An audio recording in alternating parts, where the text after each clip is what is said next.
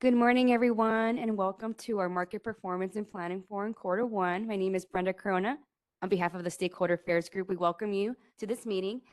For today's call, we have this both in person and also virtual, so I'll be providing some housekeeping reminders for this call. This call is recorded, so we posted shortly to the informational conveniences purposes only, so any related transcriptions should not be reprinted without the ISO's permission. We do have a different timing of this meeting. It's about 3 hours, so we'll be going over that agenda to kind of review how much time we have allocated for our topics. So those who are in person today, please just raise your hand or go ahead and unmute yourself on that button when you click on it, and then please state your full name and affiliation. And those who are virtual, please use the raise hand icon located in the middle toolbar, and we will be able to have Adrian, who's my event producer, and then my colleague Elena is online to kind of help monitor those raised hands. And also please state your full name and affiliation as well. And this just is the same standard slide we have for asking a question. And then we will go to the next slide for the objective of this meeting. So for this year, we also like to introduce market performance topics. We will go over the winter topic as well. A few of our teams have prepared for the 2024/2025 release plans and other implementation planning and updates. So for today's topic, we will kick things off with the winter market performance report with market performance and advanced analytics team. Then we'll go over to transmission services and forward scheduling priorities, and then storage resources. And then we will have possibly short-term forecasting due to the flexible ramping product, gas conditions, and general market performance. And later today at 1, we do have a April solar eclipse call, and that will be taking place today virtually. So no solar eclipse discussion will be happening at this particular meeting. But feel free to wait for that call later this afternoon. And then around 10:45, we'll switch over to policy update with Jillian, and she'll present a few slides on the policy initiatives that we have upcoming and updates. And then lastly, we'll have Trang go to the release update and for her team. And then we also have a customer readiness slides that we'll be presenting later on too by Dottie. So we'll have her brought up to our panelists in a moment for that session. But other than that, let's go ahead and kick things off with Guillermo and his team.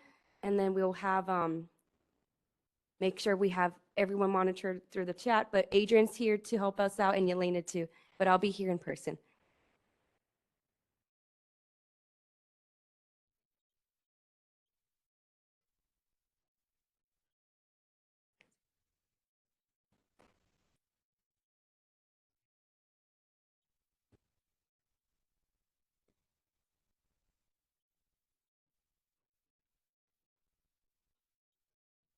Okay.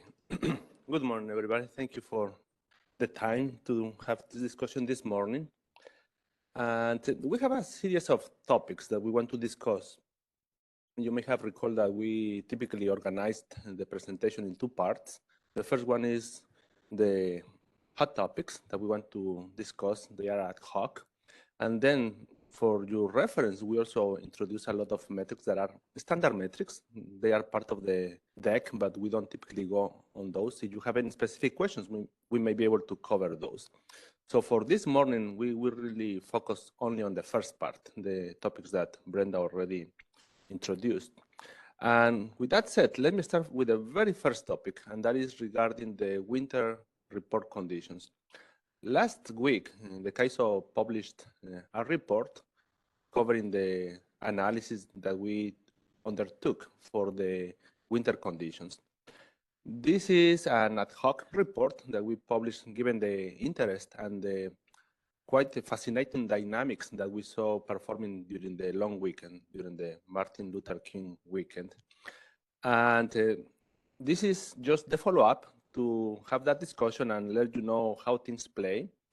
I would start to say that even though it was a quite interesting and fascinating event, CAISO area was not that impacted. It was more impactful for the Pacific Northwest, but as part of the overall market that we cover from from the West, there are a lot of dynamics that naturally happens as we start seeing the effects of the conditions of the Pacific Northwest into the overall footprint of the EIN market.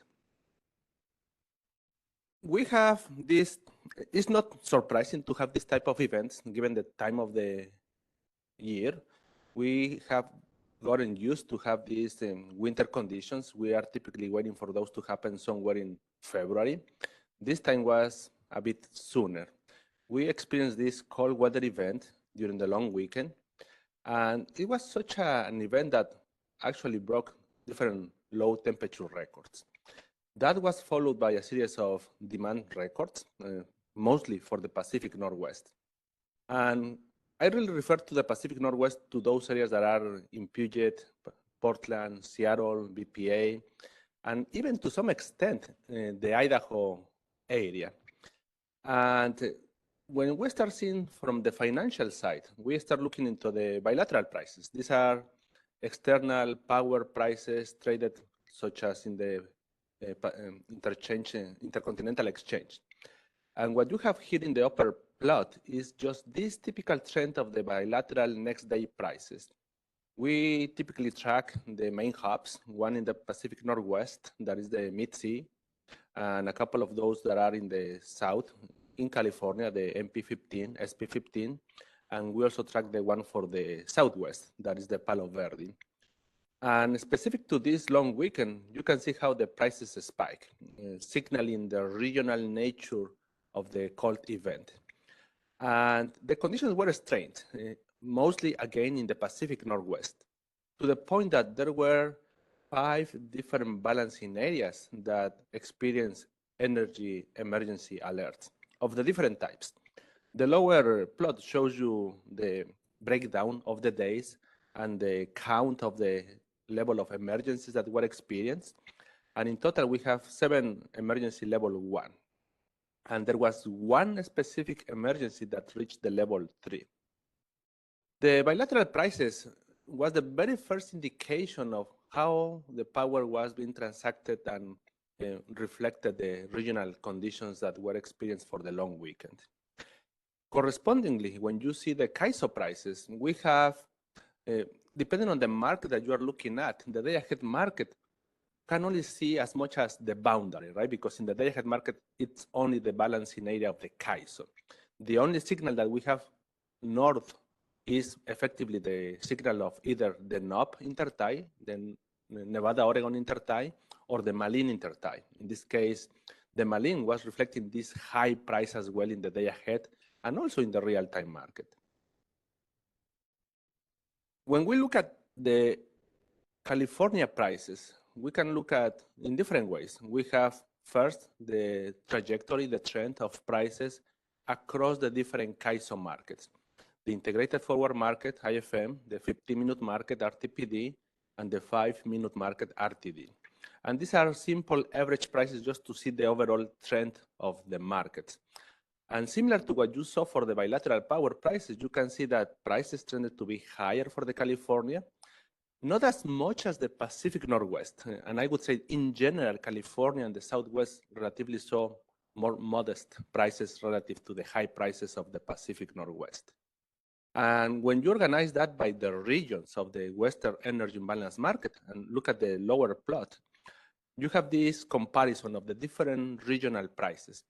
These are just aggregated prices for easy comparison. We don't really have regional markets in the prices. They are just aggregated by the areas that compose these regions. But the dynamics is right there. You can see that the one in yellow belongs to the Pacific Northwest, and these are the prices that are spiking through the long weekend, followed by the prices in the Central Mountain, because Idaho is part of that definition. And then at the lower end, you have the prices for either California and the Southwest in general that trended under $250. This is the price separation that the CAISO markets saw during this period of time, signaling again the regional nature of this cold event.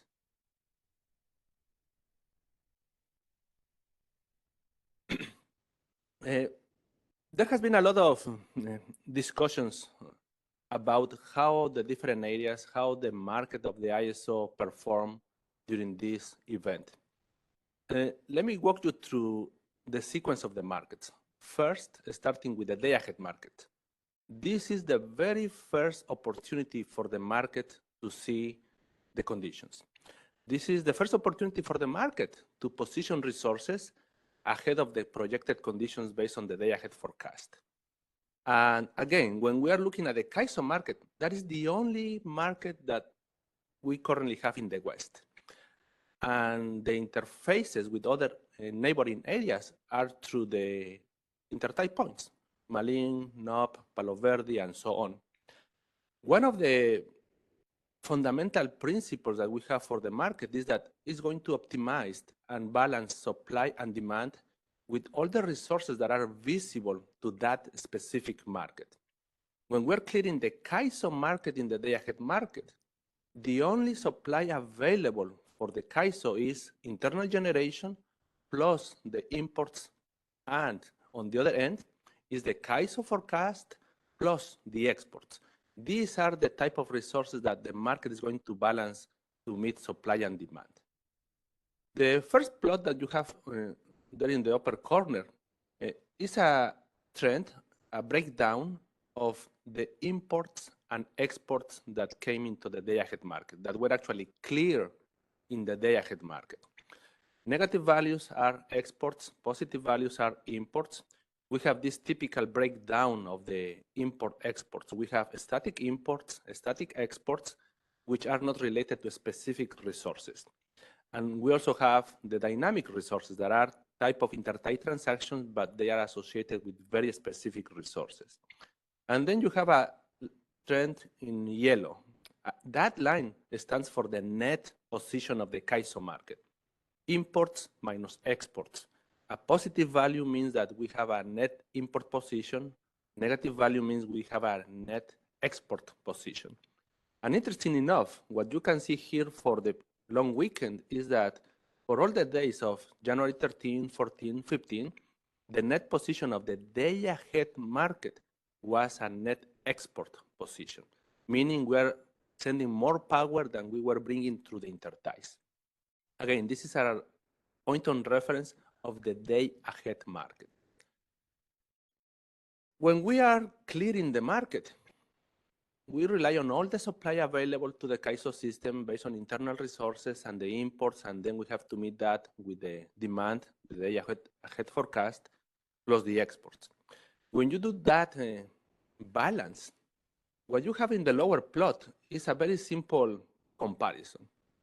The shaded area in blue and gray stand for all the supply that was available to the day-ahead market, either from internal resources or from imports.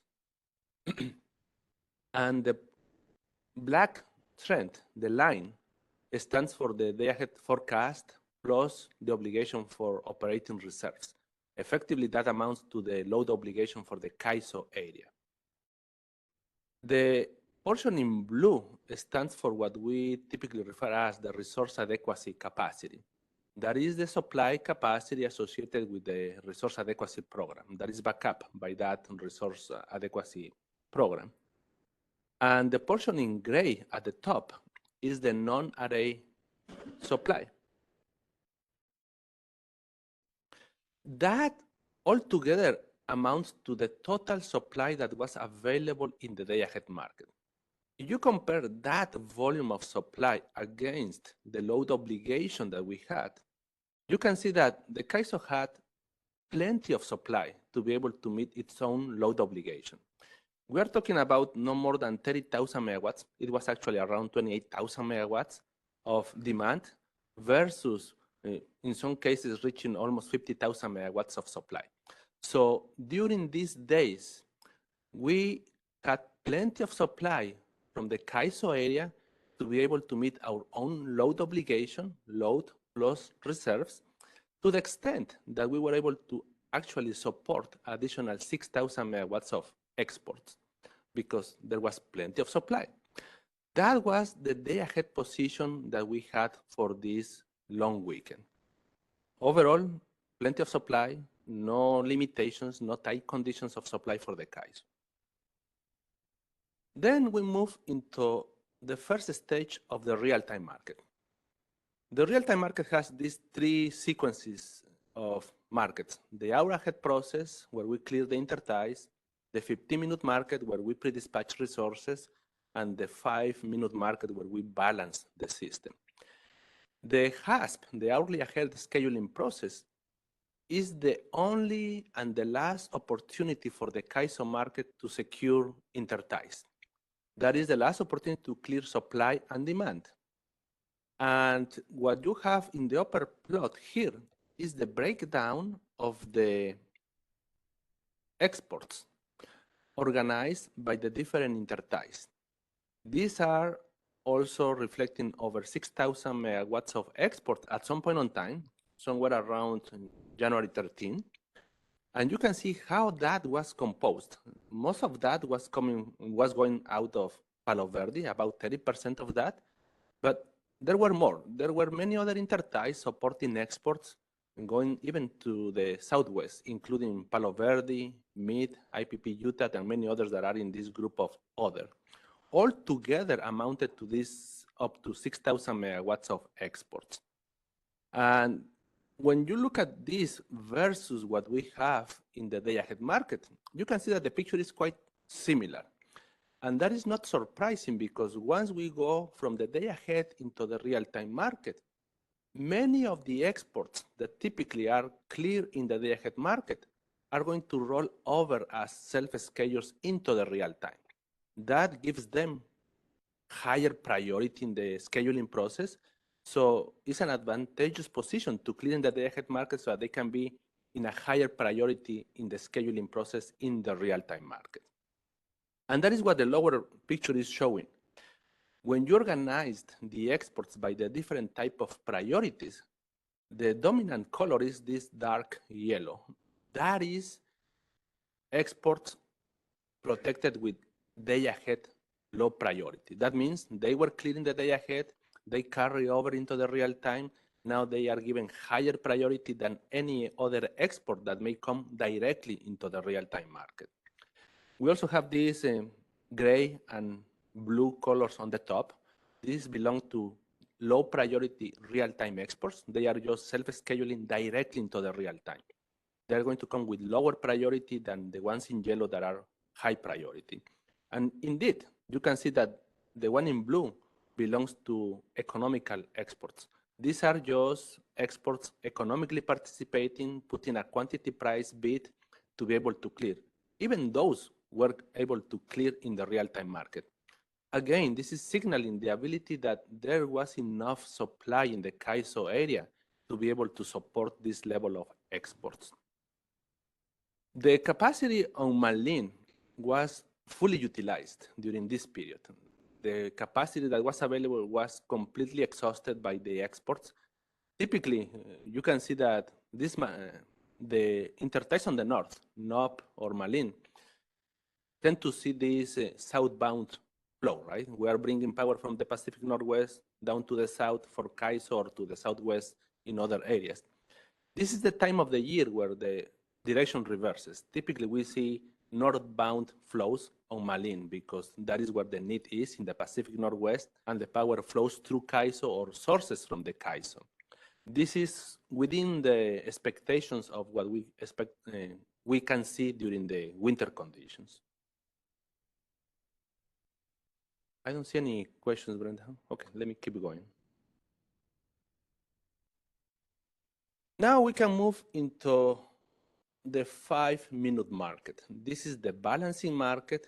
This is the market that eventually sends the instructions to all the generating resources to follow a specific dispatch operating target. This is the market that realizes the transfers between balancing areas through the economic dispatch of the Western Energy Imbalance market. If we focus a little bit for a moment on the lower left figure, this is a very simple illustration that captures the footprint of what the real-time market is. If you contrast that against what we have in the day-ahead market, we are really talking about two different footprints. In the day-ahead market is California balancing area connected through the boundary interpoints with the neighboring balancing areas. While in the real-time market, now the pool of supply opens up because now we have access to every single resource that is available and participating in the Western energy imbalance market. That is the pool of supply that becomes available for dispatch in the real-time market. We have many flows realized either through the interties that are hourly transactions or through the Western energy imbalance market transfers that are the 5-minute optimized realization of dispatches across the different balancing areas. On top of that, one of the key elements that we observe as the difference between the day ahead and the real time had to do with the congestion experienced in the real-time market.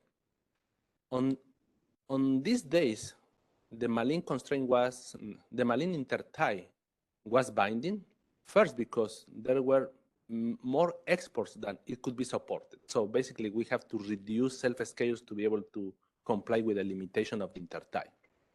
And that was the main constraint that happened in the day-ahead market. Once we move into the real time, in addition to that, we also have other constraints.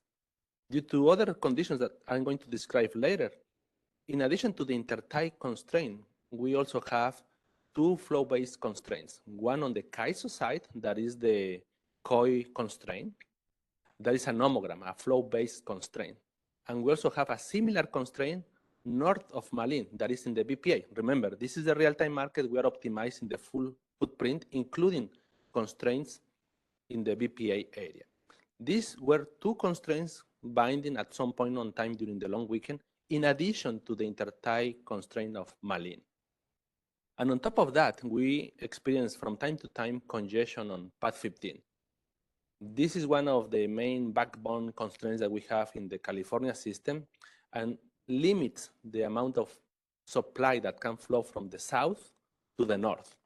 And it's not surprising to see that constraint binding, given the dynamics that we have, that we needed to send power as much as we could to the Pacific Northwest. Where that power is coming from? Well, from the south, including the south of the California ISO area. You have all these constraints playing a role to determine not only how much supply you can clear to meet the needs, not only of the CAISO, not only of the Pacific Northwest, but across the footprint. With that context, let me try to explain now the plot that we have in the upper right. This is the net CAISO area position for the transfers and interties. The dark blue, that is a negative value, reflects the net intertie position of the CAISO resources. Just take imports and exports. That's it. That means we have more exports than imports for these 3 days. Now, in the real-time market, most of those interties are hourly transactions. They are locked and set. What is going to change, in addition to the dynamic resources that are dispatched every 5 minutes, is that we have also the transfers. The transfers across the 22 different balancing areas. The other type of colors, gray, light blue, or purple, or green, stand for the different transfers associated with the California region relative to the other regions. For instance, if we pick the purple, we're saying that these are transfers regarding the central region. These are transfers that are going into or coming out of the central region to California. What you can have here is that there are a lot of positives basically offsetting the many negatives that we have here. The negatives are the hourly intertie transactions that were locked through the hour ahead process coming from the day ahead market. And now we have that many transfers coming into the California region. And they balance out. As you can see, they similarly follow a mirror trend. You have very large volume of exports, intertie transactions, that are offset with very large volumes of transfers coming into the California region. And this is a very key dynamic that is important to highlight. how can it be that we have that many transfers coming into the CAISO when the need was in the Pacific Northwest? Well, the power that was going to the Pacific Northwest was coming either from the CAISO or willing through the CAISO. We already lock the transfers, the exports. They have to go through. The question is how you support these exports, whether you support it with the original internal supply that the day-ahead market was projecting to have, or now what actually happened is that the EIM market, once you open up the sources of supply available, that is not just in the CAISO, but across the entire footprint, is able to find more economical supply to meet those exports. This is what the dynamic of this plot is highlighting. The CAISO already committed to support these exports. In the real-time market, the optimization is going to make the call whether those exports are going to be supported with relatively more expensive generation in CAISO, or it can bring transfers from other areas that are cheaper and make this economical displacement of supply. And that is effectively what you saw for these 3 days. We have high level of exports balanced out with high level of import transfers coming into the CAISO area, to the point that when you see the trend in black, that is this net position between imports, exports, and transfers, you can see that typically the CAISO was a net export position for the early hours of the day, and somewhere around hour ending 16, 17, it flipped to become a net import position. This is the power of having a centralized market that is able to optimize resources across the 23 balancing areas. This is a condition that reflects no more than economical displacement, leveraging cheaper supply from one area to be able to meet demand in more expensive areas, including the will through of some power through other balancing areas, like in this case, the California region. This is not a condition in which the CAISO didn't have supply available to be able to meet that level of exports. Again, it's no more than an economical displacement picture of what happened for this long weekend.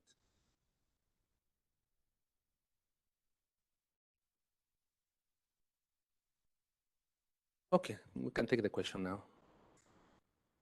Adrian, you could go ahead and unmute Raul.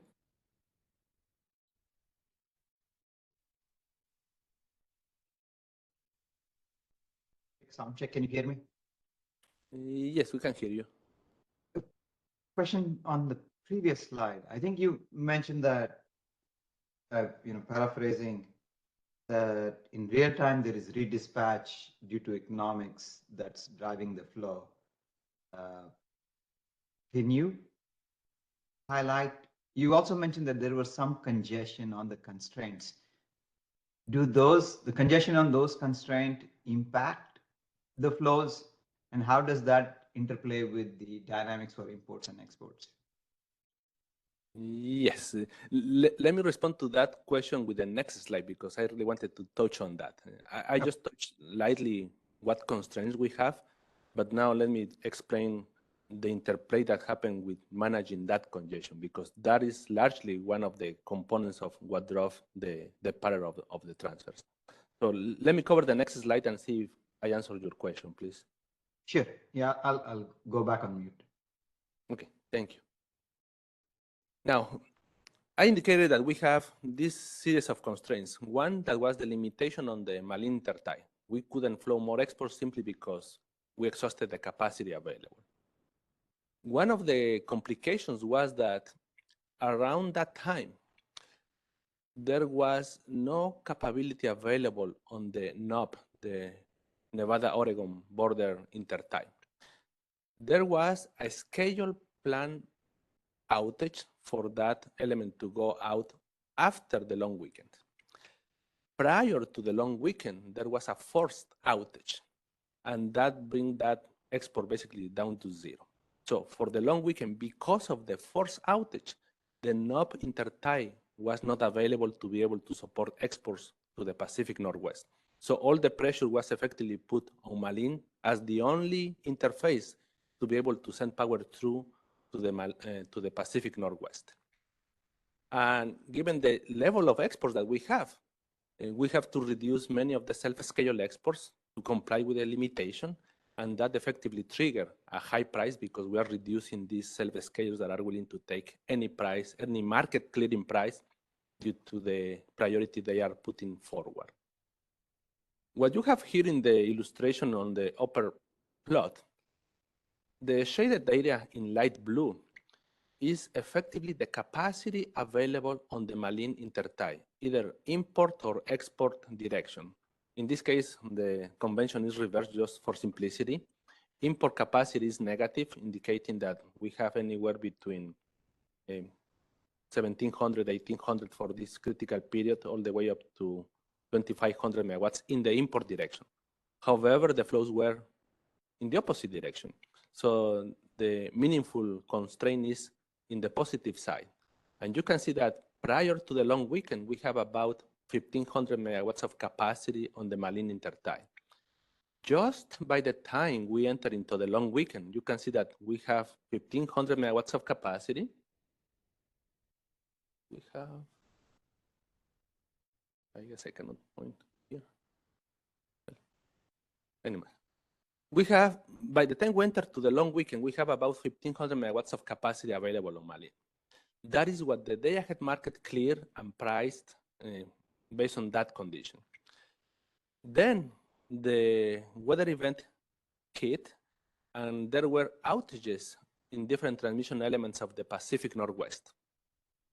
When you look at the timing of those outages, typically they happen for the afternoon of the corresponding day. By the afternoon, we are already done with the day-ahead market. And that means the day-ahead market couldn't see what condition was happening because it was basically until the real time.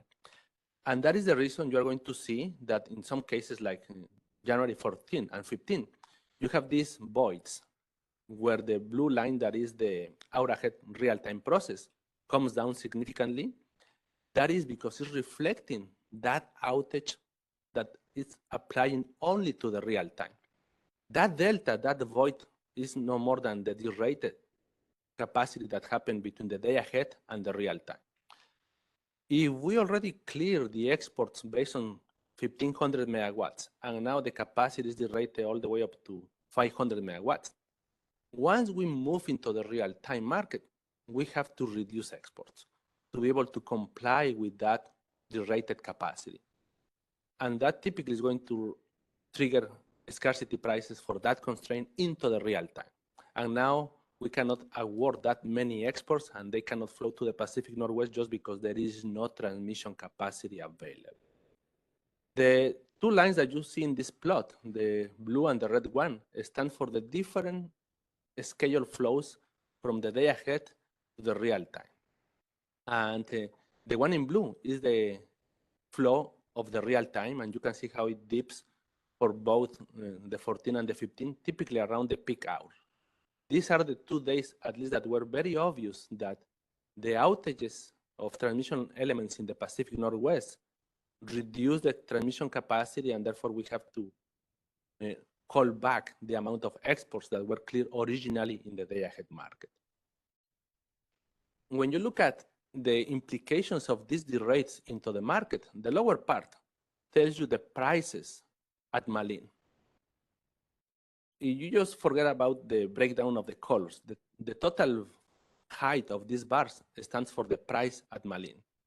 At some point, the price at Malin, scheduling point, reached $1,800. In some cases, depending on the hours, and you may see that in the report, the bid price and the penalty prices were lifted to 2,000 megawatts, given the fact that we triggered the soft cap from 1,000 to 2,000 based on the bilateral prices that we observed for those dates. So it's not surprising to see bids and even prices above $1,000 because we were with this higher cap of 2,000. This just tells you how extreme the congestion was on that Malin intertie, reflecting the tightness that we have to be able to flow power on that intertie. And during the periods of the rates, the price really skyrocketed even to $1,800. The breakdown of that plot highlights what is the energy component, the congestion component, and the congestion related to other constraints.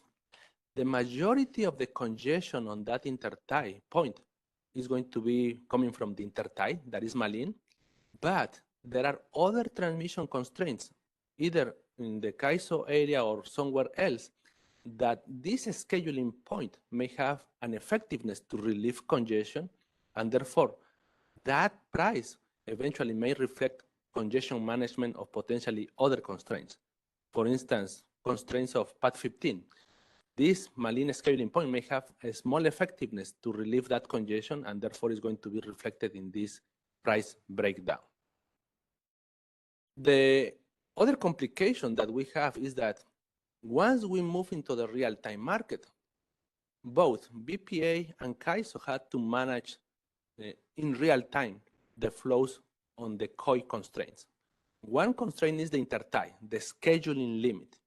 But in addition to that, we have flow-based constraints. These are the COI constraints on the CAISO and the WACI constraint in the BPA area. These have to be managed basically in real time.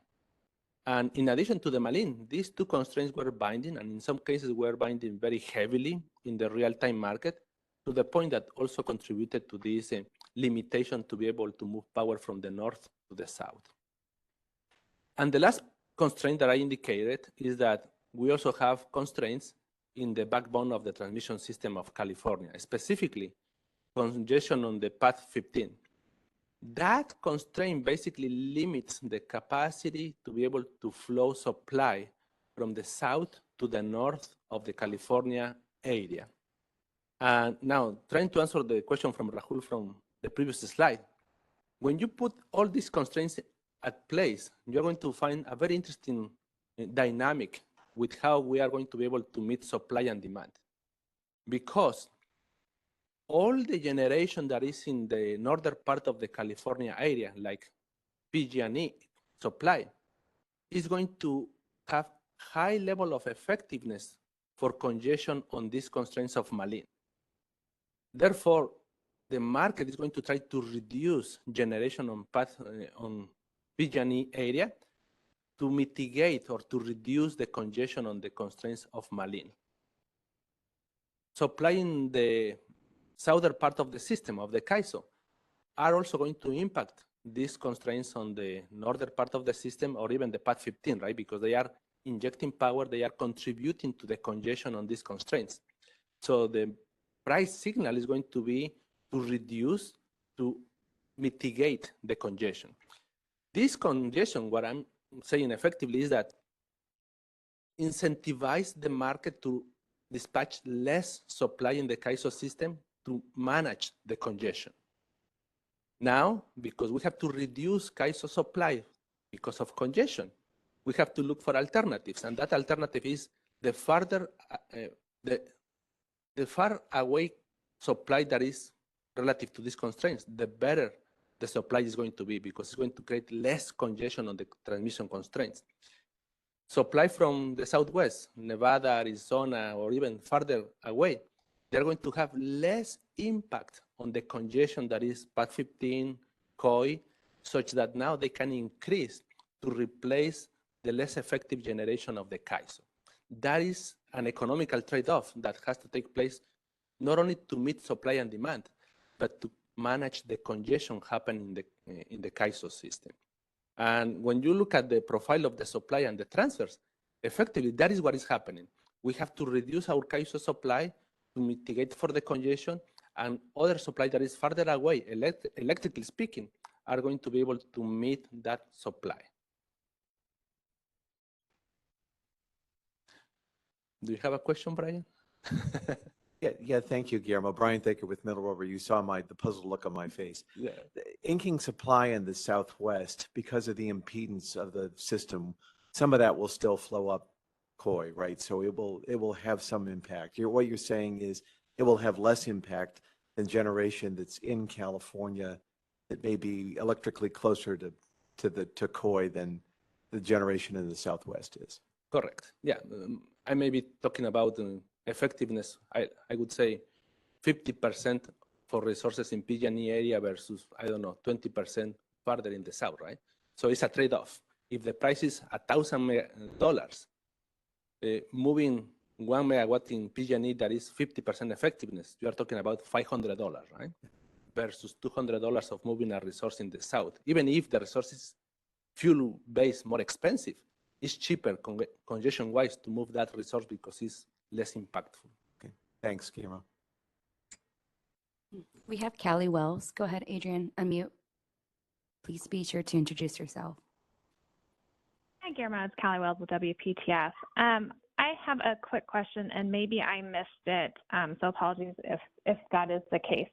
But I'm looking at these two charts you have here, and they're pretty lined up. So if I look at the top one, I'm seeing those two dips where it looks like you were cutting the day-ahead scheduled exports in half, and then the chart below shows high congestion pricing at Malin. But as I move to what looks like the 17th and 18th, am I seeing that right, to where the market looks like it was still cutting exports in half, but I'm not seeing the same magnitude of congestion pricing? Can you speak to that, or correct me if I'm misinterpreting these slides? Yeah. I think it depends a lot of the conditions, right? Because there were the rates that for sure happened on the 14 and 15. I believe there was another rate again on the 16. And when you see the trends of the capacity available in the day ahead versus the real time, yes, you can see that they still differentiate as you go from the day ahead to the real time. The pricing is kind of interesting because it's not just based on what capacity you have available, but also on the demand that you have. If you don't have as much demand for exports as you had during the critical period of the long weekend, even if the capacity is reduced, the price may not be spiking to that level. The other factor that plays a role, how high the price can go, also depends on what bid cap we were using, right? For instance, when you look at the price of $1,800 on the 16th, that was basically because there were bids able to bid above $1,000. That is not the same case as subsequent days when we didn't trigger that price anymore. I would say the conditions subside once you pass the 16, and whether the price is high or low is very relative to what the bid cap was, what the economic participation of the exports were, and what capacity was available. It's a combination of all these three components. Okay, I appreciate that, especially the point about the bid cap. Can you confirm whether or not you guys were in fact cutting self-scheduled exports on the 17th and 18th, or were those exports that cleared the day ahead that maybe still showed up as economic exports in real time?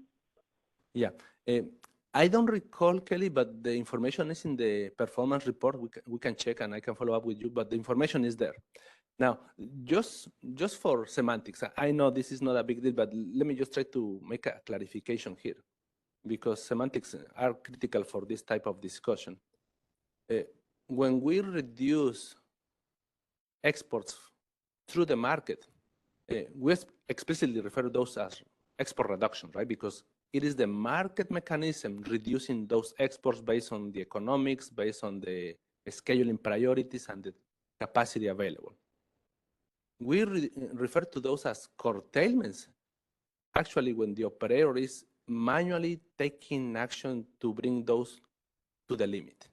And it's a subtle difference, but it makes the context important, because in this case, it's not that the operators were curtailing actively the exports. It was the market that realized that there was a more restrictive limit, and therefore, through the scheduling priorities, it was reducing the awards that were clearing in the HASP market. Okay, yeah, I appreciate that distinction. So I was curious if the market itself was cutting self-scheduled exports in half, but I will go to the report and look at the data there. Thank you. You're welcome. Okay, can we go to the next? Yeah, I think Raul has a follow-up question really quick. Go ahead. So a couple of questions, Guillermo. First, on this slide, the price on the Malin scheduling point, does that reflect the 15.5, or is that a weighted average? Oh, let me clarify. First, this is the day-ahead price, and this is only the trend at the Malin scheduling point, the Malin underscore N501 or something like that. So this does not reflect the congestion on the internal constraints that's observed in the real-time market? Not for the real time. This is only the day ahead. Okay.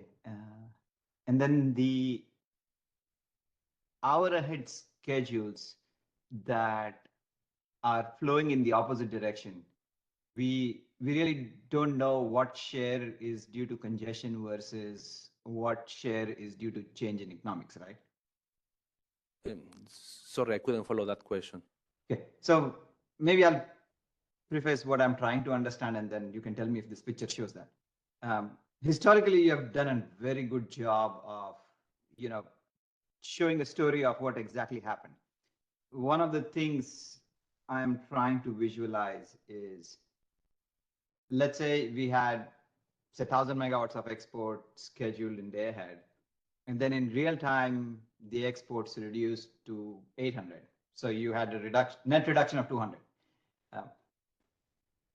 How much of that reduction can be attributed to economics of changing? Now that you can see the economic offers in the EIM, and hence it's redispatch, versus whatever was envisioned in day ahead really couldn't flow because we are hitting certain scheduling or physical flow limit.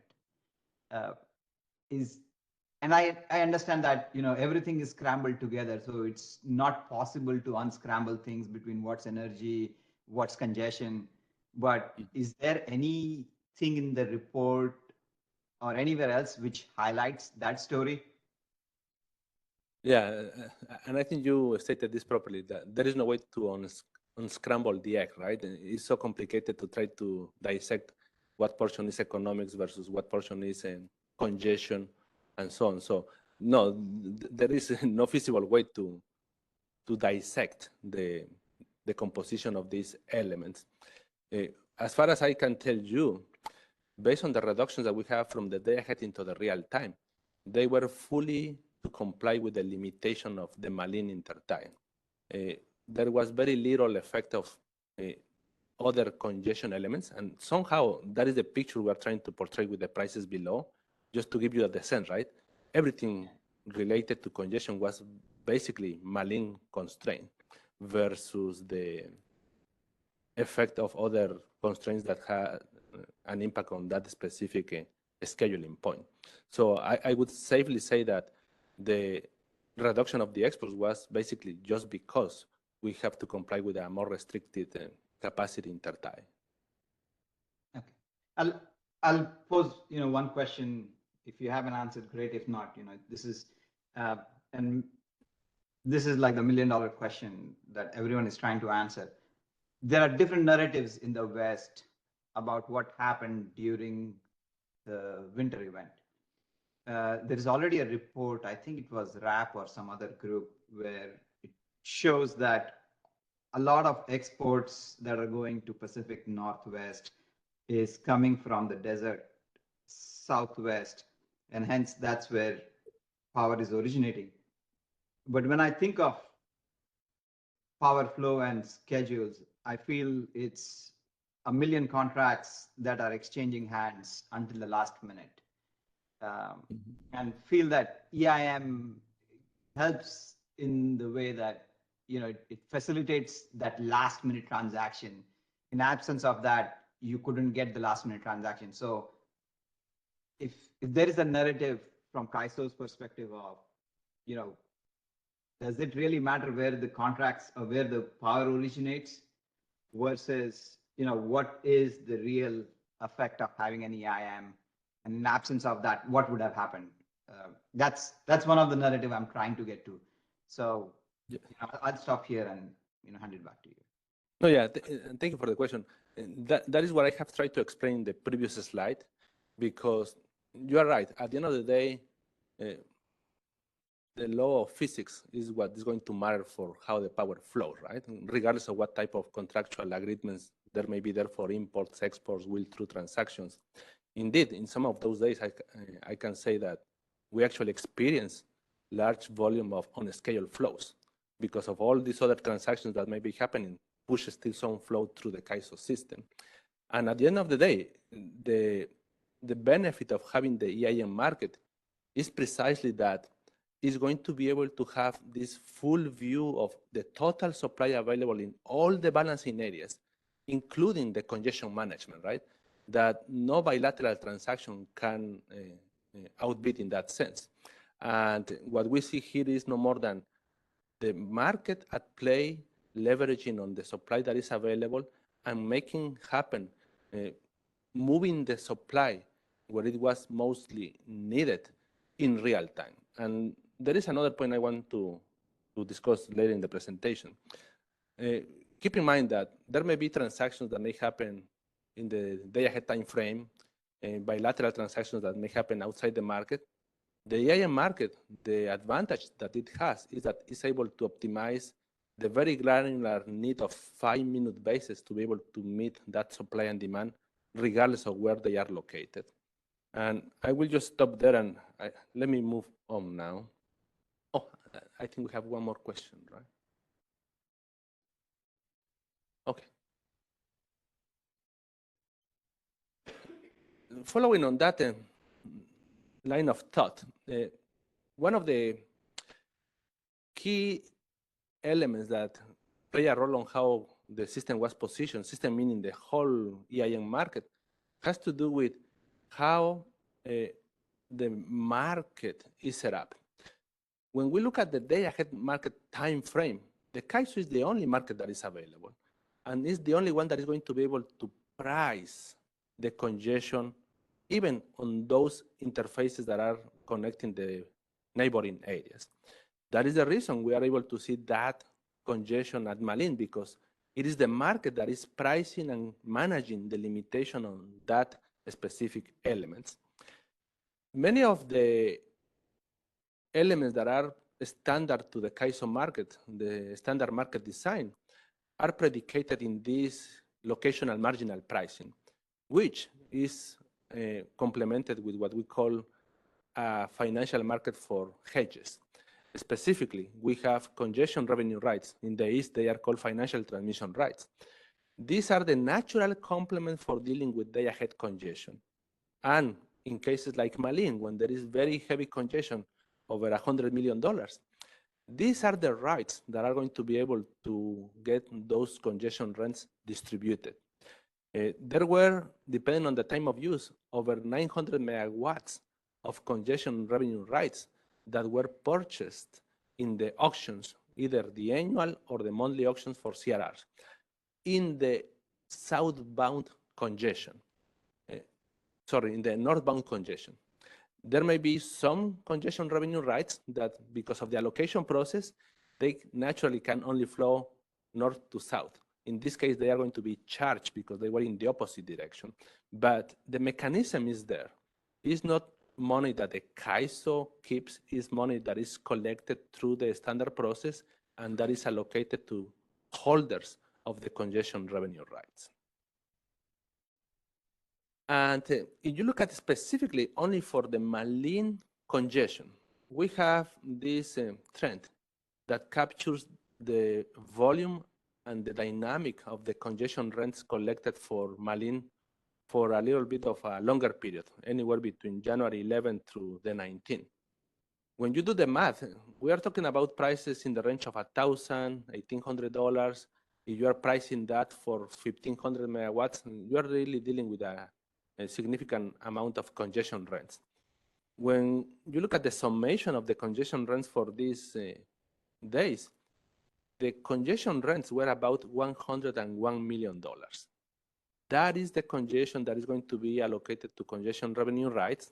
If there is any surplus, once we do that allocation, that goes back to measured demand that, by the way, includes in a proportional ratio exports. So exports may get also a portion of those congestion rents that are a surplus. There is another piece here that is interesting to highlight. There are existing transmission rights, transmission ownership rights that indeed flow from the south to the north. And whoever was holding those rights, they actually were exercised during those days. And depending on the price, depending on the capacity that was exercised, we're talking about $25 million of congestion value that was hedged by exercising these transmission rights. This $25 million indeed is not congestion rents, it's simply a hedge that the holder of the transmission ownership right holds because of the exercise of that capacity. So overall, we're talking about, in reality, of $101 million of congestion rents. There is a contrast to make here, and that is under the current construct. The CAISO market is the only market in the West, and is the only one that is pricing and doing congestion management within the boundary, including the scheduling limits of Malin or any other intertie. And there is no resources, there are no controls north of Malin in the day-ahead market to exercise congestion management. All the congestion management happens within the CAISO resources, including the imports and exports that are actively participating in the Malin. And that is how we do the congestion management. Once we move into the extended day-ahead market, now the footprint is larger. Now that constraint is going to be in between, right? There will be not only a market south of the constraint, but also a market north of the constraint. That means in order to manage that constraint, we can effectively have now the corresponding constraint of the CAISO, but also the corresponding constraint of the WACI, that is north of the Malin. And wherever the outage, the limitation is happening, that is going to be the prevailing constraint that is going to act in the market and is therefore going to collect the rents based on the condition. This is the contrast to make, that once we have that extended day-ahead market, whatever it happens to be, there is a potential to be able to have a market-based solution for that congestion management. And how we're going to distribute these congestion rents? Well, for congestion rents collected on the CAISO resources, CAISO constraints, they are going to be distributed as we do it today through the congestion revenue rights. When we have congestion collected on a constraint that is in another balancing area, such as the WACI, they are going to collect that congestion rents and they are going to distribute that based on their OATE. And if there is congestion on the transfers between balancing areas, that is going to be done similar to what we currently do for the energy imbalance market. It's basically a split 50-50, and that is the expectation of how the congestion rents are going to be managed once we have this extended day-ahead market. Just to finalize this part of the session, in addition to the exports, the market was able to clear up to 300 megawatts of will-through transactions. These will-through transactions are no more than a pairwise of an import and an export that are clearing in balance, same amount for both. And in this case, interesting enough, they were willing through the CAISO system to move power from the south to the north. Effectively, the sink was the Malin intertie to basically support the needs of the Pacific Northwest. These transactions have relatively higher priority and were able to be clear relative to the exports that were at that intertie. And lastly, one of the benefits of having the energy imbalance market is that it's able to find this balancing of supply and demand as granular as 5-minute basis. There is a feature that was implemented based on the previous experience that we have for the last 2 summers. And this feature is what we call the assistant energy transfer. One of the keystones of the energy imbalance market is that for a balancing area to participate in the market, it has to guarantee that it has enough capacity to meet its own needs. Once they are able to pass that test, now the market opens up for them for economical participation. That is where the economical displacements of transfers may happen. This specific feature of the assistant energy transfers allows an entity to still gain access to transfers even if they have failed the test. And there are settlements implications for that, but at least operationally, it gives that extra tool to be able to gain extra megawatts if they are available. This plot has two pieces of information. The first one in color code is a block of days in which the different entities opted in to participate in the program. If you see Avangrid, Nevada, Northwestern, basically they were opted in every single day of the period. If you look at Idaho, for instance, they just opted in for January 14 through January 17. Now, the markers stand for the instances in which they actually failed the test. That means if you look at the overlapping of the colors with the markers, these are the days where they actually benefit from participating and have opted in into the program because they failed and now they get access to that capacity. There were two specific entities that gain access to that additional transfers in the last minute in 5-minute basis, and they received up to 176 megawatts of additional energy transfers that were available when it was most needed. That is the advantage of having this program, that they can opt in, and there is a corresponding settlements charge that they have to go through based on the amount that is clear, based on the price that was clear. But at least operationally speaking, this is an extra tool. They have to be able to regain more capacity for these tight conditions. And let me open up to see if we have any questions. Okay, I see a couple. Can we go through those? Yeah, we could go to Sibley first. I think she has a question on congestion, so go to 16 or 17. Hi, Guillermo. Thanks for this. This is Sybil from PGP.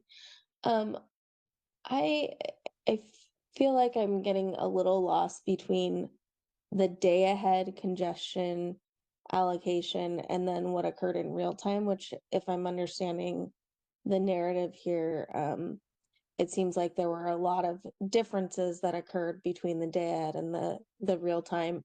Could you speak a little bit to what happens with the real-time congestion allocation and the real-time congestion pricing?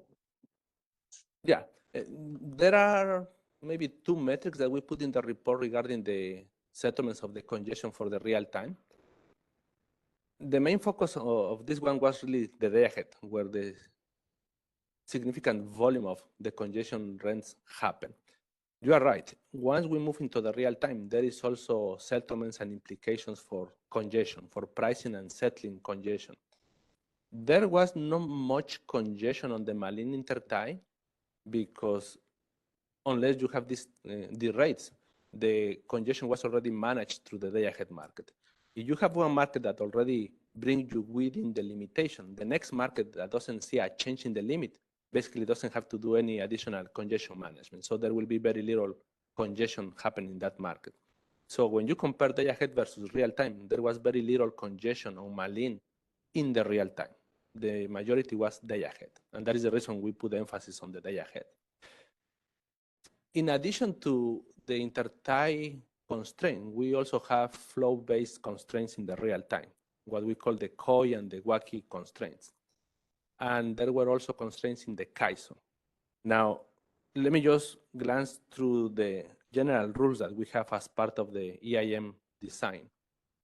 If there is congestion on one specific balancing area, effectively, that is the area that is going to carry the burden of the congestion. If there are other balancing areas that somehow were impacted by that congestion because they have to ink or deck resources, effectively, they are not going to be impacted. The hosting balancing area of the congestion is the one that carries the burden of the congestion. In some cases, for instance, if there are resources in another balancing area that were helping to mitigate the congestion, they actually see a credit for that congestion. They are not going to be charged, they are actually going to be paid. If there is congestion in the CAISO, for instance, it's the CAISO load who is going to be paying that congestion, not the balancing areas adjacent to the CAISO. And lastly, if there is congestion between either CAISO and another EIM area on the transfers, 100% of that congestion goes to the other balancing area. If there is congestion on the transfers between two energy imbalance market areas, that congestion is split 50-50 between the two areas involved in the transfer.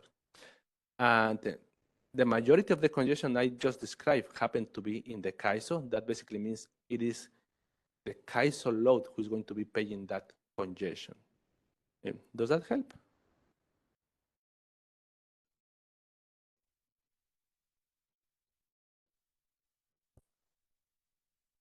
Thank you. Yes. And so what you were describing earlier means that in real time, the congestion was in the CAISO system.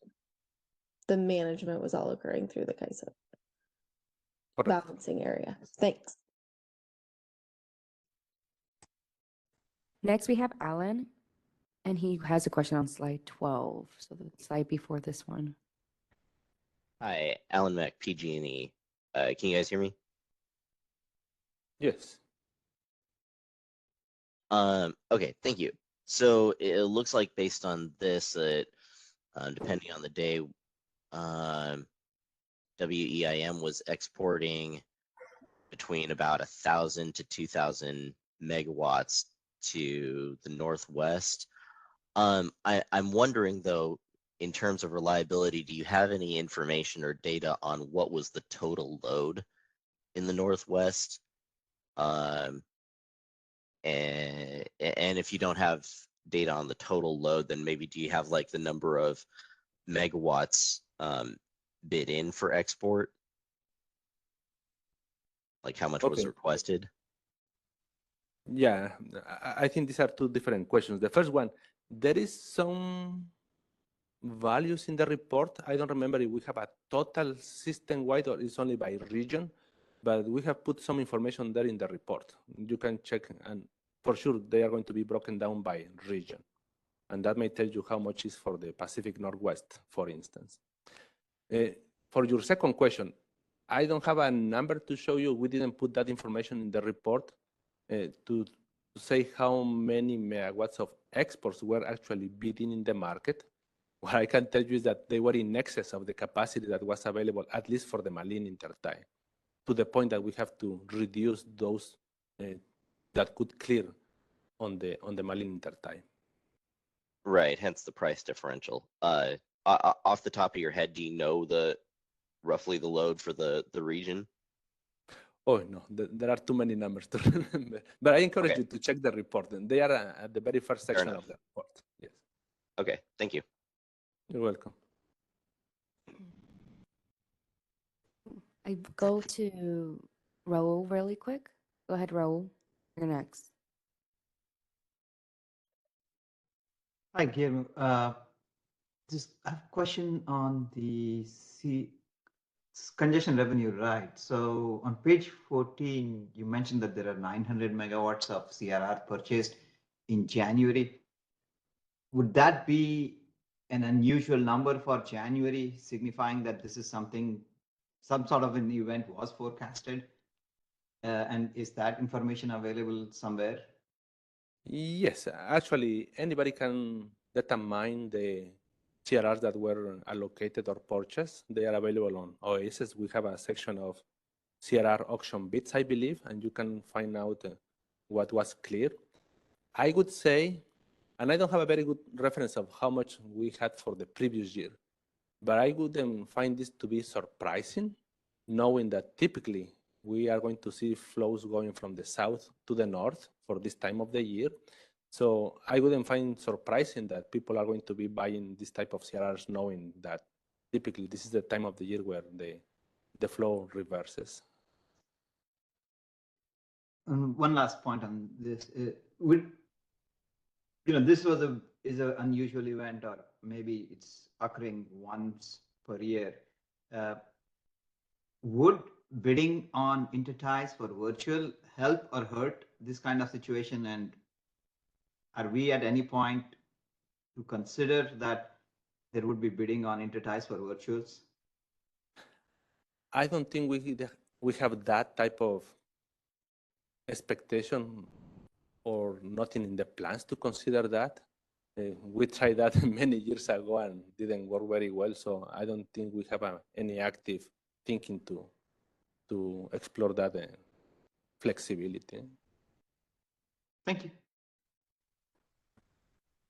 Next, we have Jerry. Go ahead and introduce yourself, Jerry. Hi, Guillermo. This is Jerry Melcher with the Public Advocate Office, celebrating my 50th year of industry experience. It's been a wild ride. So I'm going to go and try to, in my mind, simplify what's going on here from a couple point of views. First, your day-ahead market seems to me to be like a basic application of control theory 1, where you look at all the feedback loops and you do all the inputs and outputs and you come up with a solution which has financial implications. We'll get back to that in a second. The second thing is then you get closer to the real-time market and you're basically applying a Z transform and you're observing everything that's going on based on what was set up in the day-ahead market, and you're doing a controllability in real time, which really, again, is optimizing everything as well as you can, taking into, like you said, force outages and flow constraints and things like that. And then there's a settlement process coming out of that real-time market. So that's my simplified view. Okay, so then we have, going back to the day-ahead market, we have a financial transaction. All the players in there are made whole based on kind of a contract, futures contract kind of settlement. And then in the real-time market, then you optimize for what you're seeing there. So my question really is, how does that, affect the ratepayers who, put up this whole system, make it happen? Are we seeing, and you publish, all these reports, billions of dollars saved. On this particular instance over this weekend, with the two markets combined and the operations you took place, was there a real net savings because of all these actions, come as a result? That's bottom line. I just want to see if we can quantify, hey, yeah, we had all these congestions, we had all these expensive, nodes, $1,800 on the mailing stuff. But at the bottom line, at the end of the day, is my prices to my ratepayers less than it was, say, with just a normal market? Is that answerable? I don't know. Thank you for the context. Well, let me try to answer that in a very simple way, maybe not directly, but what you see here is the benefit of having a centralized market. There are some physical reality in the system that needs to be managed, such as congestion, right? And the market is the most efficient way you can find the optimal combination of what supply can be dispatched to be able to meet not only your demand, but also to ensure that you are complying with all these transmission limitations that we have. So in that sense, it's guaranteed that the market is going to give you the most efficient, the most economical, least cost solution that you can find. There could be some transactions that may happen outside the market, but based on what the market is able to see and be able to gain access, is going to be able to find you the cheapest supply to meet the demand while it has to maintain all the system limitations.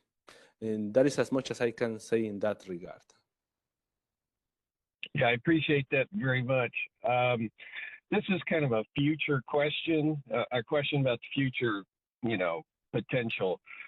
If people are seeing these wonderful opportunities where to relieve congestion and increased future supplies, especially solar from the desert Southwest, under the TS and MSP program, there's a mechanism there to put in a request into the TPP for building wheel-through capacity in the future. And since we know that the supplies, especially off-peak times, shoulder months, springs, fall, that there's going to be a lot of excess supply, and the Pacific Northwest could be the big beneficiary of it. Would that be a recommendation to potential developers to go and put in requests inside the TPP to add additional capacity, wheel-through capacity from the Southwest to the Northwest across the CAISO system? Would that be reasonable thought? Sorry, I think we are diverting from the topic. I cannot engage in this type of hypothesis of what could be. So I would defer you to have other type of communication in that space, because it's not within the scope of this discussion. Yeah, sorry about that, Guillermo. Thank you very, very much. Appreciate everything you do for us. Thank you, Jerry. Next, we have Jessica. She has a question on slide 13 on congestion. So she's going to follow up on Sibley's question. So go ahead, Jessica, and ask. Yeah, thank you. Thank you, Guillermo. This is Jessica Zano, Puget Sound Energy. I appreciate this, and I think these materials are getting a lot more refined, and the issues are becoming more clear as we look at this through different iterations. So appreciate that. I just had a follow-up question to Sybil's question about the modeling of congestion. And I wonder if you could talk a little bit about why the congestion is modeled on the CAISO elements when it's occurring in a non-CAISO area of the transmission element. Sure, yeah. And this is a very interesting question, because it has to do with the operational aspect, but also the market aspect. From the operational aspect, there is this good utility practice that we have to operate at the most conservative limitation, and BPA is going to do the same, right? So whatever the more restrictive limitation is going to be, that is what we are going to use. And in that case, given the constraints from the outages that we have, that is the limit that we have to have. And let me tell you why that is critical from the operational point of view. If we don't enforce that limitation, all what we are doing is going to be putting this into the real-time dilemma for operators. If we have a limitation, I don't know, let's say 500 megawatts, and we ignore that limitation, and we are able to clear 1,500 megawatts of exports, the market potential is going to award as much as the normal limitation is going to be. Even though we know that the limitation is going to be 500 megawatts and we still award 1,500 megawatts, eventually the operators will have to manually curtail those in real time. Now it has to happen in the real time. Why to award something that we know is not going to be able to flow? That is where this limitation comes at play. The second piece has to do with the market construct. We are operating the CAISO area based on a market, and that market accounts for these limitations that are the interfaces, the scheduling limits. The CAISO is the only market that is managing that congestion through the market, and is able to price that constraint. And because it's able to price that constraint, it's going to create this cost. There is no resource on the other side. There is no market on the other side to indicate that they are going to be managed and be able to price that through a market, because there is no market north of the constraint. And this is the approach that we have taken for any scheduling limits. And again, it's predicated on the basic understanding of good utility practice to ensure that we, both sides of the equation, are using the more restrictive limitation to ensure that we don't create a problem for the other side of the constraint.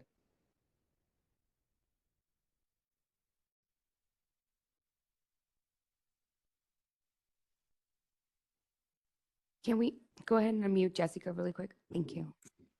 Thank you. Yeah, thank you, Guillermo. I think that helps me understand the limitations you're working with. Thank you. Thank you, Jessica. I think that's it, right? Okay, I think we're falling a little bit behind. Now we can move to the next topic. And okay, I will pass it to Abdul. All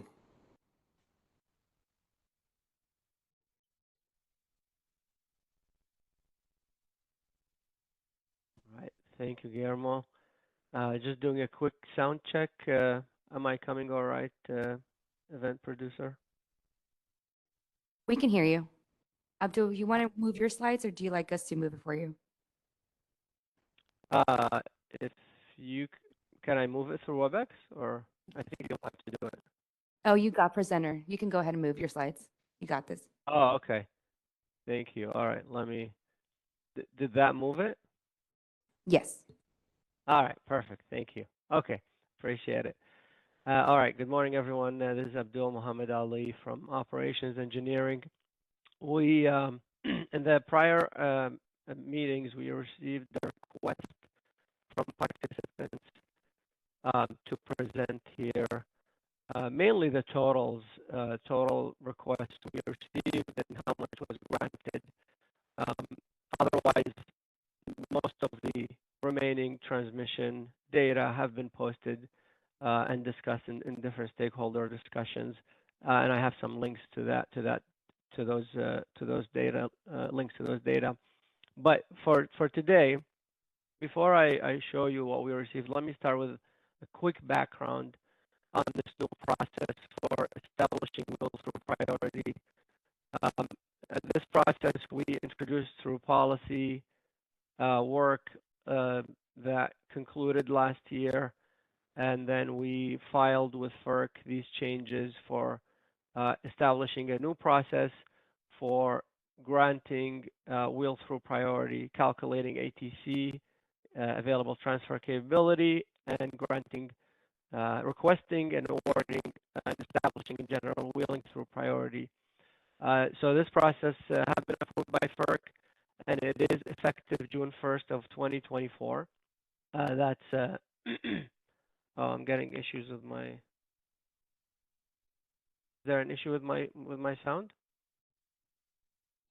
Okay, perfect. Thank you. So this new process is effective June 1st of 2024, and then thereafter.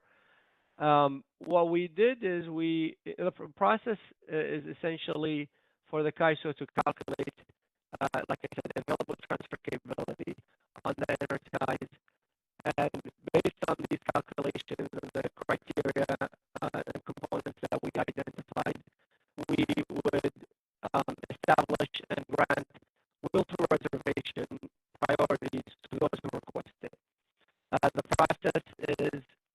The process is monthly and daily. And they're all effective to be starting June 1st. We have started the monthly process already in the manual implementation process to allow people to request or to submit monthly requests for the summer months and after that. In preparation and while waiting for the software implementation. The software implementation is planned to go live next month in April. So in the meantime, we have opened up the request and reservation process manually for stakeholders for the January request window and February request window, and then the one more window in March. 3 windows where we're going to do things manually on limited interties. We discussed that in detail in a prior stakeholder meeting. You can refer to that if you want more information on that. But to the main topic here today is, the CAISO, how many requests did you receive? How much did you grant? Is there, really significant limitations for requests that are coming in, wheel through priority requests? And we had, like I said, we had 2 rounds of requests, one in January and one in February that we that ended earlier this month. And in those two requests, we almost granted everything that we were able to award almost everything that was requested. So in the January request window, we received 7 requests. 6 of those were fully, these 6 of these requests were fully granted, fully awarded, and 1 was partially awarded. And you can see the breakdown of the total priority awards that in that screenshot there of the table that we have posted, which I'm gonna put some links in the next slide for those for the full posted data. And in February, we received 2 requests, and both were fully awarded. You know, as you can see, they were both on NOP.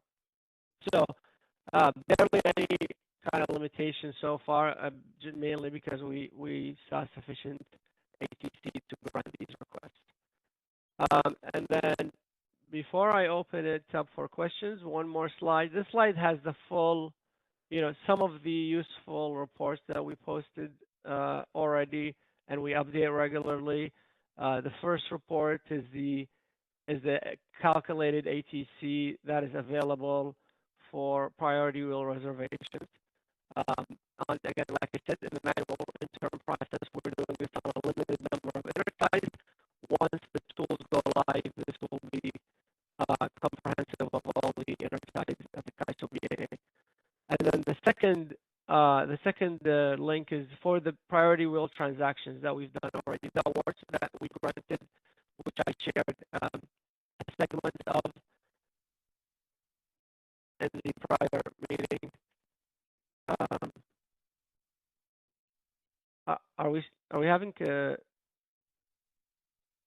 sound issues, guys? You're okay. You're just coming in and out, but we are able to read out the closed captioning. Okay, that is weird. In the testing, it worked out well. Okay, so that's the second link. The third link is the monthly request windows. This is the timelines that I talked about, those windows where people can submit requests. And when we provide those, the request open and close window and the target months, so you can refer to that. So before I wrap up, well, while people raise their hands for questions, I'm going to switch to the microphone because I sound like people are Okay. hearing me. Yeah, it just when you move a lot, I think the audio cuts off, but don't worry. I think we can go ahead and if there's any questions in queue, please raise your hand. I also send out the attendance report through chat, and we also have the link available for the winter report in this presentation. I don't see any questions for you, Abdul. Thank you so much. Hopefully next time we have better audio for you. I think, are you on site by any chance? I'm not. Oh, okay. Well, we're in Volta, but no worries. You could come by. Thank you. So next we have is, go ahead.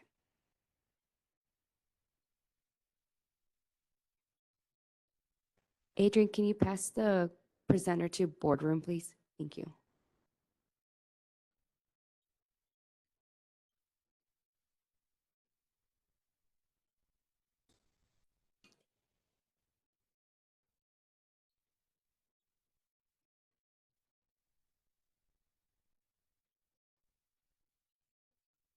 Okay. Hello, everyone. I'm Quinn from Market Analysis. I'm going to talk about the energy storage topic in this section. Need to be closer. Okay, good. So Energy Storage Enhancement ESE went live last year. The latest implementation was activated on November 1st. To quickly remind ourselves what that was about, we implemented ESE in 2 phases. Track 1 was activated on July 1st. So that was in there, according to the policy proposal, we had a 50% rule. The energy range of a storage resource needs to support 50% of its AS words in the opposite direction. So we implemented the optimization model changes, and also new bidding rules in cyber in the real time. And then this track 2 was about a new set of constraints.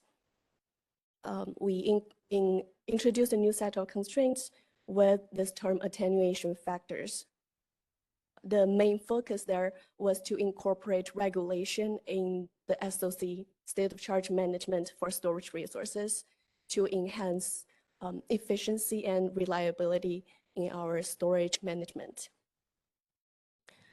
So let me go to the next slide. Here's the overview of the track 2 constraint. In the first bullet, we have the original state of charge equations. That's state of charge with energy impacts only. And in the second bullet, we have the new set of constraints that was introduced on November 1st last year.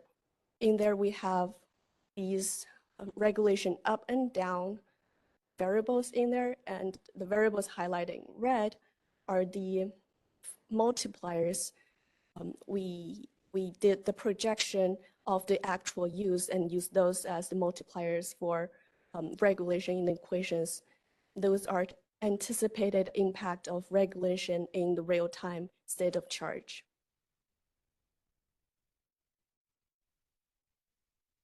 So I'm done setting up the stage. Here's some numbers.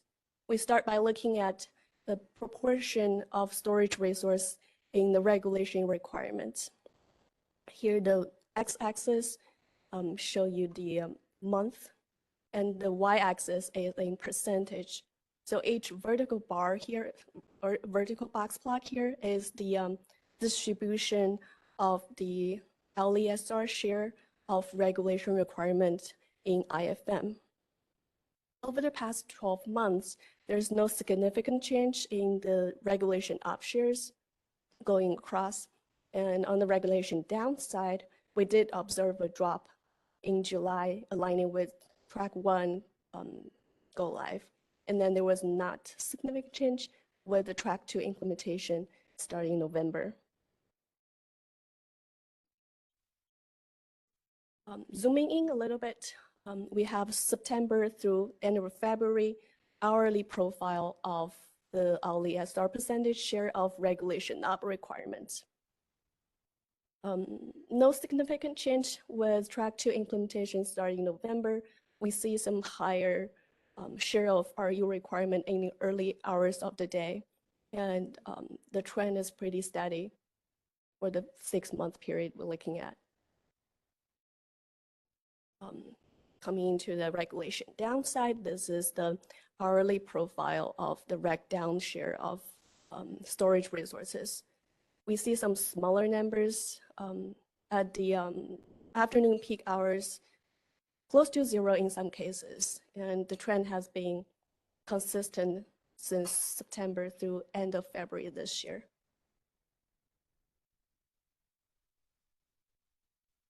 After the percentage share, we look at the megawatts. Here is the monthly average AS words in IFM by resource types. So the main resource types here are the gas in dark blue, gray in water, and water in gray, and storage resource as LESR in sky blue, and other types are in yellow. So the average megawatt stacked by the resource types, we do see the drop in July for reg down averages and no significant change on the RU side. Storage resources provide reg up and reg down most of the time, some smaller numbers of spin and non-spin.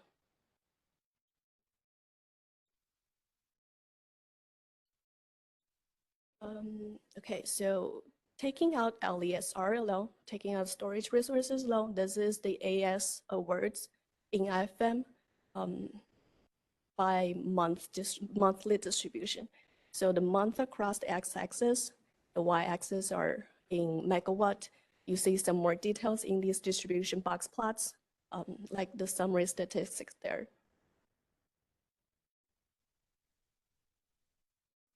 Zooming into the 6-month plot, We have September through end of February. Each box plot within the month is the hourly profile. These are the hourly SR, RU awards across the 6 months. So we have not seen a pattern change since November implementation of track 2.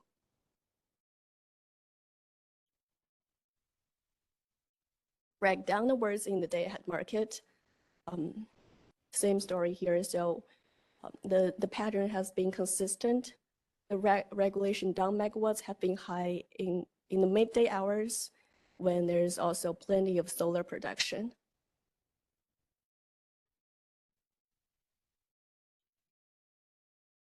Okay, in addition to the megawatts, we also check the prices. Here is the scatter plot of resource level regulation prices in the day-ahead market, or IFM. So we included all the resources that had a regulation up or downwards and checked the prices at the resource level. So the x-axis is in hour and y-axis is in dollar. We have not seen a negative price since the implementation of November. This data covers November 1st through February 29th of this year.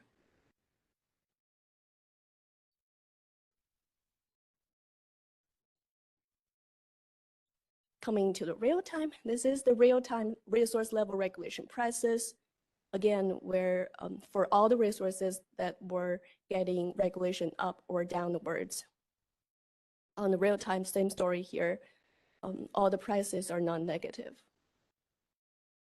This is just a sanity check to ensure that all the prices behave correctly. Okay, in addition to the prices, well, we also look at the bid-in capacity.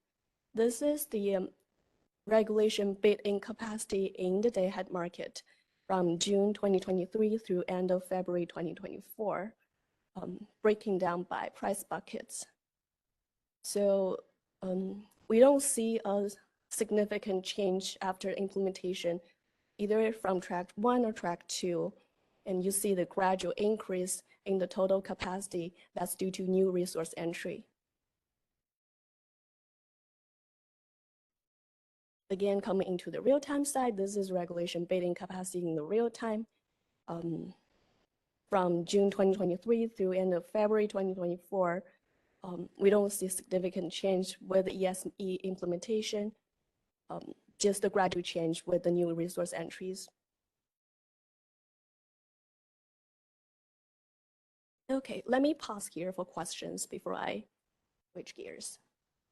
Let's go ahead and get Alva for his quick question. Please introduce yourself.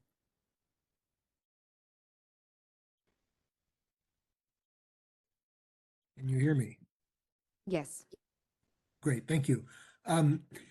This is really interesting information, and you presented similar information at the last call. One thing I would think might be useful to do with this as well, since there has been no material change in the quantity awarded to batteries, that would almost imply that the set of batteries that are receiving awards must be more dispersed, because the awards by resource have to be lower based on the constraints on the maximum that can be awarded now, at least if you look at it in both directions.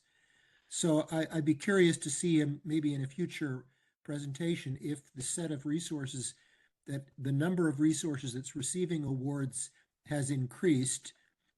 And that might also imply then that that would lead to upward pressure on prices, just because you would be taking higher bids rather than taking lower bids from resources, due to the fact that you had to take awards from more batteries rather than the set that would have been awarded previously. Would it be possible to look at either of those in a future presentation?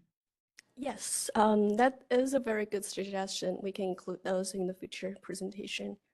Great, thank you very much. Next, we have Callie Wells. Go ahead for your quick question. Hi, this is Callie Wells with WPTF. Actually, my question / comment was along the same lines as Alva. I was thinking since we're not seeing a material change since the changes went into place, either you have, like you said, you have more resources online, so are the awards being spread across more resources, or are the operators still seeing the issue that these changes were initially supposed to address? So maybe, I know we're kind of running short on time here, so I'd echo Alva's ask, and maybe in the next meeting we can look at those two factors to, to make sure that the changes that went into place are actually addressing the issue they were intended to address. Yeah, well, we can definitely add that metric for the next time. Thank you. I think we have one question. Yeah, hi, it's Brian Thaker with Middle River Power. Sorry to back you up. Maybe you said something and I missed it. Slide 26. Did you explain why the scale on the left-hand graph goes to 300% for regulation up, but only to 100%? Okay, so that is the cascading effect in the AS upside. So regulation up ranks the highest in the AS ranking. So reg up cascade down to Okay, stay so in it's procuring more regulation up to substitute for a different product. Yes. Okay, thank you. Thank you for the question. Okay, I think we're good. We have a few more minutes. Let me just jump to the attenuation factor topic. Here it is. So here's an overview how we derived attenuation factors. These are what I said, the projections of the actual usage of regulation in the real time. So we estimate attenuation factors through looking at the resource level AGC set point versus the DOP dispatch operating point. So AGC set point on the resource level means when the storage resource is providing regulation up or down, it needs to respond to the 4-second AGC instruction. So that's the expected level they're supposed to be versus the DOP. This is the ramped values between DOTs. So the difference tells us how much regulation is being called. We compare the usage to the regulation words from the market. And then finally, we do a system aggregate weighted average as the point estimator so that we smooth out outliers and get the set of attenuation factors. These are calculated by hour and by direction. To see how well the projections go, we compare the actual usage with the data we've got so far to the values we applied in the system. The plan was to progressively introduce this feature. So we started with 25% in November last year and increased by 25% increment every month afterwards to achieve 100% in 4-month span. So here, we're looking at 2023 Q4, that's November, December actual usage in blue bar versus, excuse me. Oh, that's fine. Sorry, I touched the screen, something popped up. So we see the actual usage in blue bar versus the attenuation factor values we used. The 25% is in yellow, 50% for December is in green, and then the full value attenuation factors are in black. Notice that the 25% reg up numbers, 50% reg up numbers were relatively low compared to the actual usage in the midday hours. Coming to the regulation downside, the full value attenuation factors in black is comparable to the actual usage from the 2-month 2023 Q4 last year. And if we look at the 25% line or 15% line, those were well below the actual usage. Now we also have data for 2024 Q1, so January and February. This is the regulation up actual utilization versus the attenuation factors. In January, we had 75% attenuation factors applied to the system. Starting February, we finally had the 100% attenuation factors. So from this plot, we see that in the midday hours, the full values or the 75% values were relatively low comparing to the actual utilized values. But these regulation up attenuation factors are low in general. So if you look at the y-axis, we're looking at 10%, 15% at top.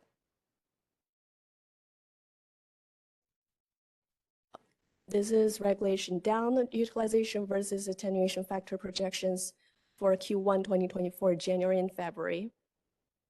The full values attenuation factors were comparable to the actual usage so far. The 75% was just a little lower.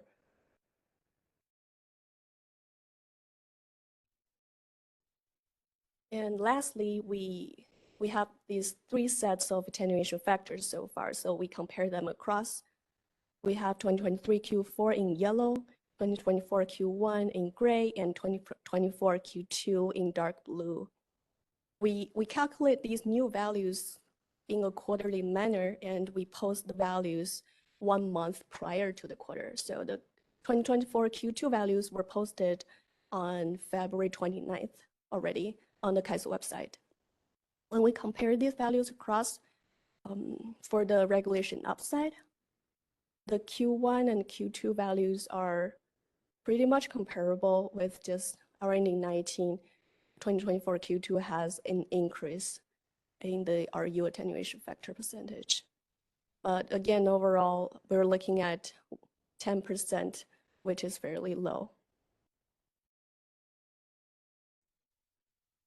We do the same comparison on a regulation downside. Again, we compare across the 3 sets we got so far. 2024 Q1 and Q2 values are higher for the evening peak, afternoon peak to evening hours. And there's some slightly up and downs in the afternoon peak hours. And the overall reg down values are higher than the reg up values. Okay, let me pause here for questions. I see we have one. We do have Callie Wells. Go ahead. Yeah, hi, it's Callie Wells again with WPTF. I had a quick question back on slide 41. Something that kind of jumped out at me on this one is there doesn't seem to be the same level of variation in terms of the utilization across the 24-hour period for reg down when you compare it to reg up. Is this just because we're only looking at the battery utilization and you would see more variation if we looked at all the resources providing reg down, or is there something else going on here that the market is leaning consistently on reg down throughout the day? So for this estimation, we're using storage resources, this one resource type for the storage state of charge management. And the deeper reasons why the regulation down behaving like values behaving like this, we're internally investigating, and we'll probably provide the findings in the future session. Okay, great. Because I think the last time you presented this data, we saw a similar trend. So, so it sounds like you guys will hopefully maybe the next NPPF have some insights as to why it's pretty consistent across the 24 hours. Yeah, we'll provide findings later on. And thank you. All right, great. Thank you.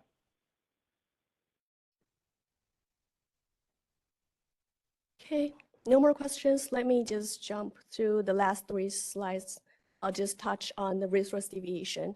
So resource deviation we're looking at here is taking the difference between AGC set point and the actual megawatt.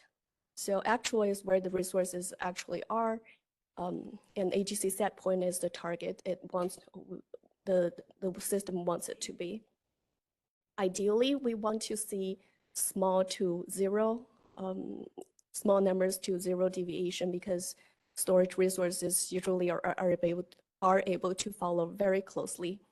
And these are in violin plots by hour, so you can see the density there. We do see most of the deviations are close to 0 in the center, but we did also saw larger deviations crossed the 24 hours in when regulation up was dispatched.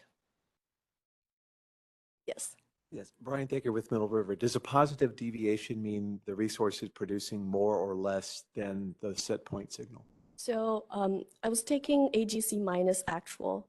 So when there's a positive difference, it means that actual is not as high as the target. Thank you for the clarification question. Okay, so same thing to look at right downside when the regulation down was dispatched. We did also see the deviation in both directions and not really hourly specific, and some large numbers are showing up across the board.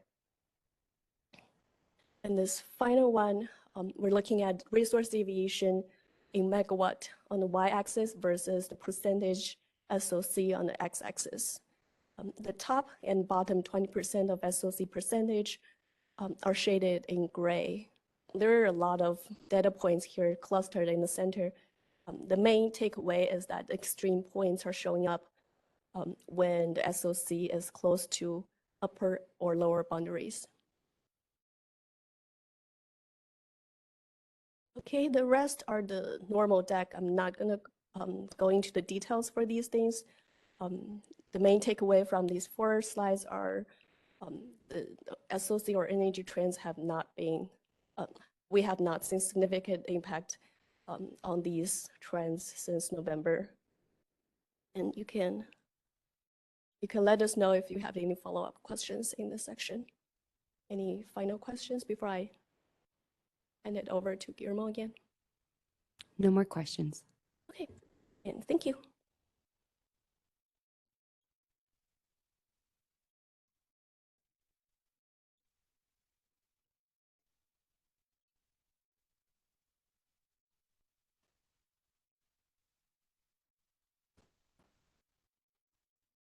All right, can everyone hear me? Let me just try advancing slides.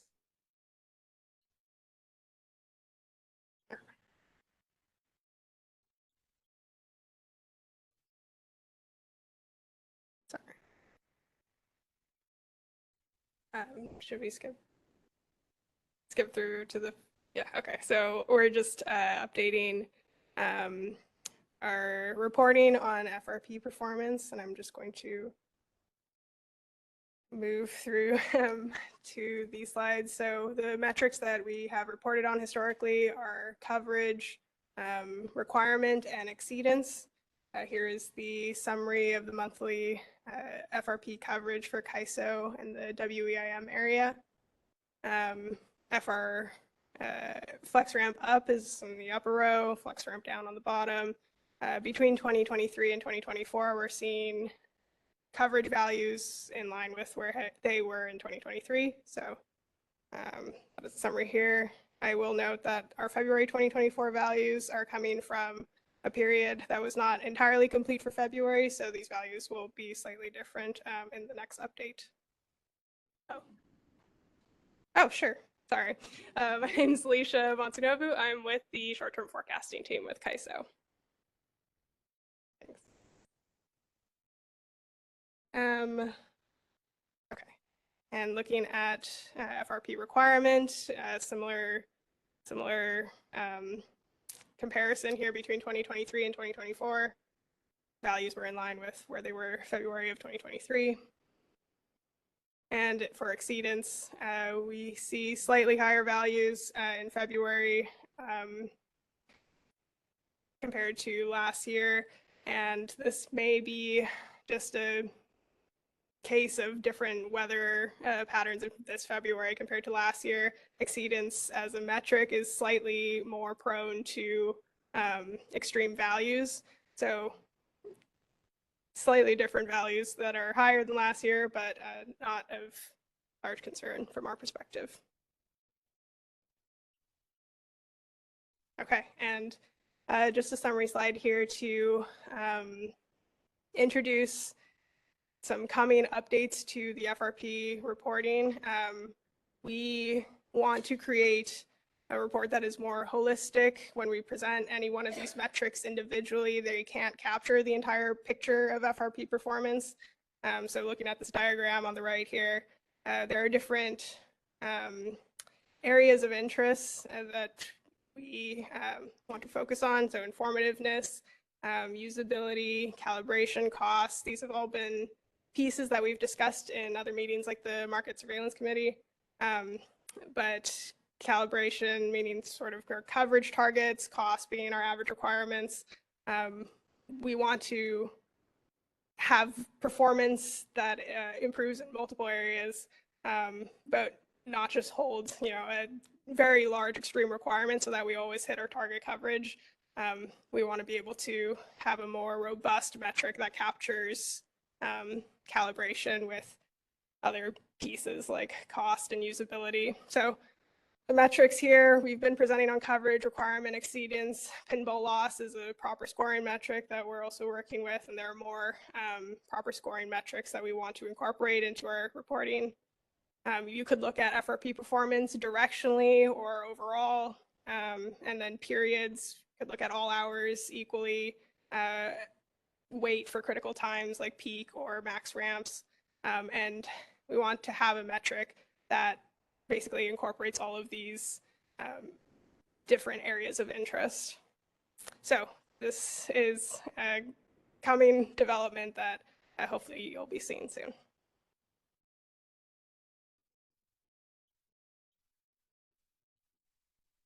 Okay, and I think I'm passing, oh, sorry. To Jillian, sorry, passing. Okay.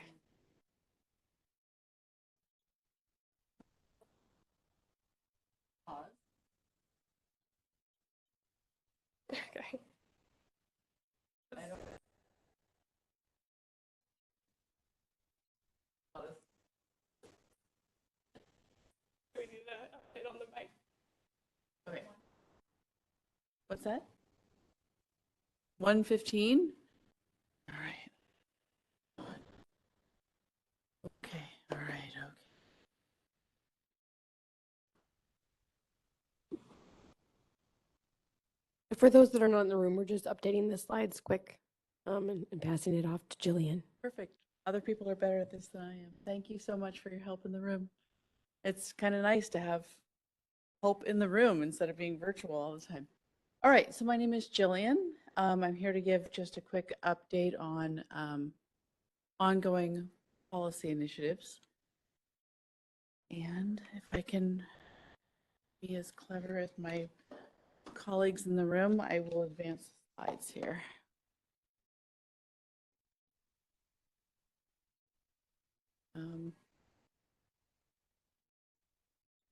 Oh, Brenda, you might have to help me here. All right. Oh, it's like,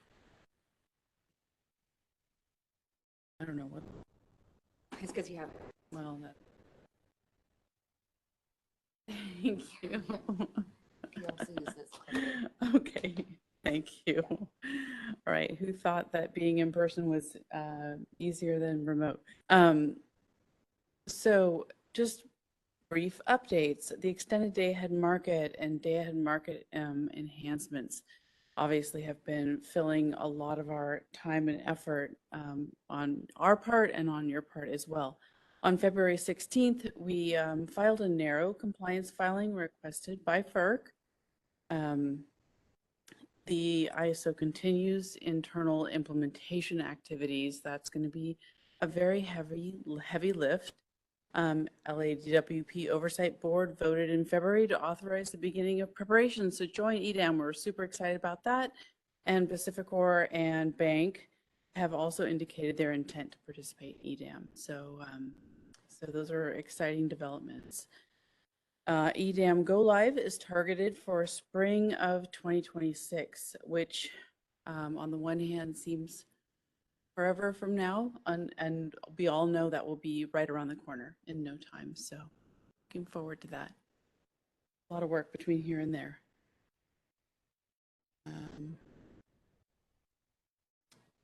Having any luck with the clicker. I'm going to go back to trying to mangle the Here we go. Okay, so transmission services and market scheduling priorities, otherwise affectionately known as Wheeling, the Wheeling Initiative. On October 30th, FERC issued an order approving the Wheeling Phase 1 tariff amendments, so that will be effective this summer, June 2024. And then we're looking forward to TSMSP, gosh, that acronym just gets me every time, Phase 2. And that will focus on the study and expansion process for evaluating a longer horizon priorities. So we're looking forward to that. That's coming up and will be work here. Energy storage enhancements. So market enhancements to efficiently dispatch storage resources in alignment with operational needs. There's a lot of work to be done here. I think that scope is definitely taking shape. And we're looking forward to ESE Track 2 software changes successfully implemented, but, you know, ongoing policy initiatives are upcoming. So I think we're looking forward to that. AS state of charge. This is really in process internally, so this is kind of in a holding pattern. I think those who are following this remember that there was a tariff amendment filed in the fall of this year, and we're looking toward potential additional changes that might be necessary. So okay, that one is a little bit in a evaluation mode.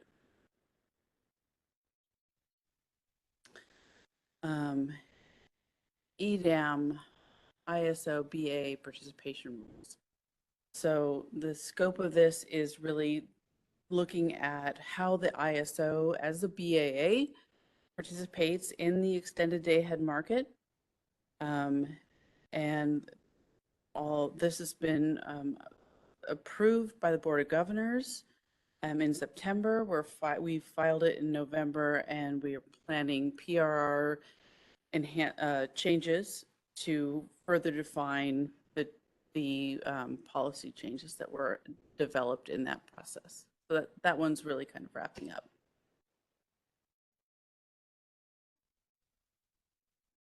I beg your pardon?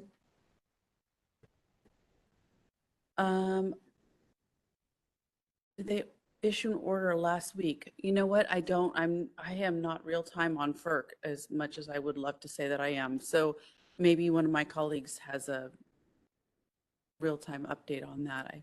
Can somebody, what's that? Oh, I'm sorry. Is there okay. Heather's on mute. Oh. Can you Can I add change that? Heather Curley, Adrian, please? And unmute her. Add her to panelist. Thank you. I like to think of myself as tech savvy, but apparently not. Adrian, can you add Heather Curley from attendee to panelist?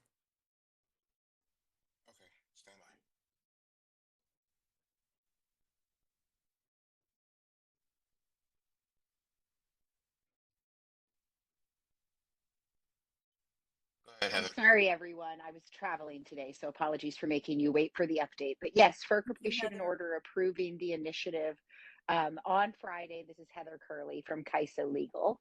And the only part FERC didn't approve is the historical transmission revenue, finding it was moot because of its earlier action on the EDAM access charge.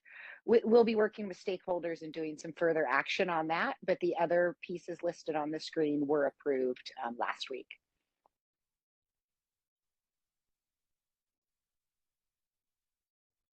Heather, thank you so much for jumping in. I really appreciate it.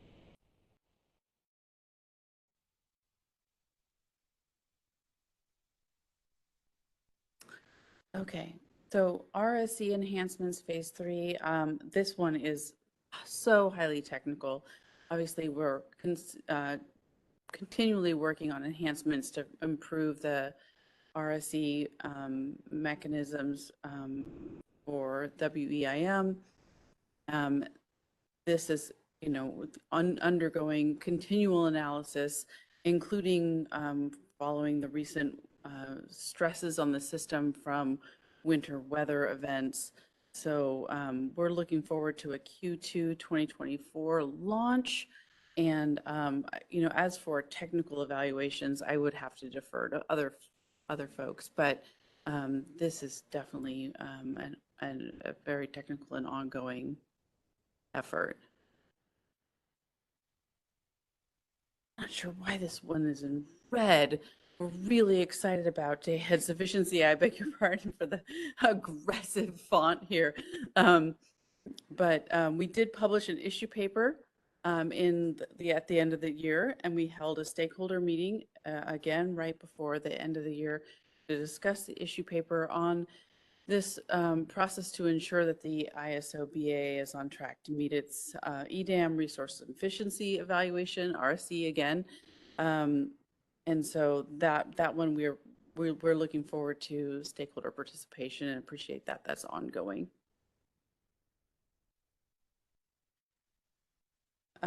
Rules of conduct enhancements. This one has gone through quite a few name changes. We're trying not to be quite as dependent on, track 1, track 2. We're trying to be a little bit more descriptive with our names. But this is really all centered around improving the rules around meter data penalties. So those of you who are following this know that we are awaiting a FERC order, which we expect later this month in short order, and hope to implement it in the spring. And then, of course, there is we don't call it track 2, we call it penalty enhancements demand response investigation. PEDIT, I think PEDRIT is what they call it, which to me, I would rather call it track 2, but that's not what we're doing. And so that's really focused on some further refinements, and that we'll have a straw proposal describing those at the end of this month. So looking forward to that and appreciating your participation in that process. RDRR, such a great acronym. It almost sounds like a joke, but it's not. A minimum on time. This was an effort to make enhancements to the optimization and the minimum on time in support of reliability demand response resources. We intended to take this to the board this month, but really when in further evaluation of this whole change, we discovered that it really was not going to be effective in making the improvement that was targeted. So as a result, that was removed from the board approval agenda, and we're going to really take a step back on this one and think about it more holistically, how we can really affect the change that was intended. Might be a little bit more complex than we originally were hoping, but I think that we all recognize the need for some improvements in this area, and so we're just taking a pause on this one and regrouping. So this one is we'll drop off of this deck, but certainly not off of our radar while we work to make these improvements. But I think not with the original targeted change that was part of this particular initiative.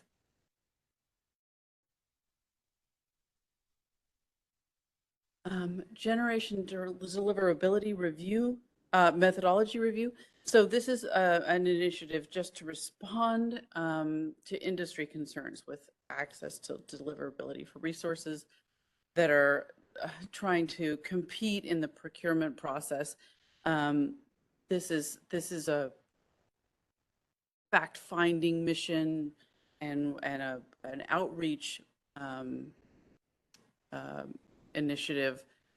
So we're looking forward to just a lot of working with stakeholders on this particular one. over a pretty long stretch, and we don't expect to have a straw proposal until the end of the summer.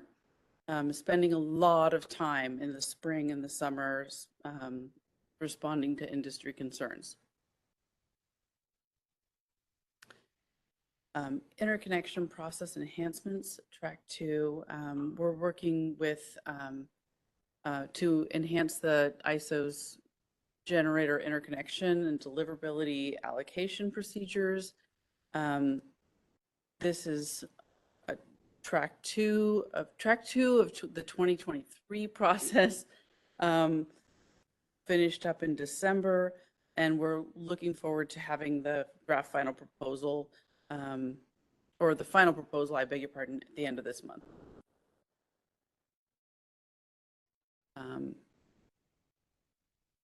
See, and as you know, the ISO has a series of working groups ongoing that are really focused on developing problem statements and developing the getting everyone's arms around like what data analysis is needed to address the problem statement, and really kind of doing that effort to define the policy question that we're trying to address in our policy initiative. So one significantly among those is the greenhouse gas coordination working groups, which is ongoing. And the next working group on that agenda is March 14th. If you are interested in presenting, I know that the Greenhouse Gas Coordination Working Group team would love your input. And you can see that Isabella Nicosia's email address is here on the slide, and they would love to hear from you if you are interested in presenting. Also among the working groups is natural gas resource management. So they're looking at sort of holistically reviewing the whole issues related to gas resource market participation, just making sure that the policies and the processes in the market accommodate the diversity of regional participant needs. So the natural gas infrastructure and market across the whole West is varied and complex, and we recognize that it has significant interplay with the electricity market, and so we want to make sure that we are fully investigating and responding to concerns associated with that.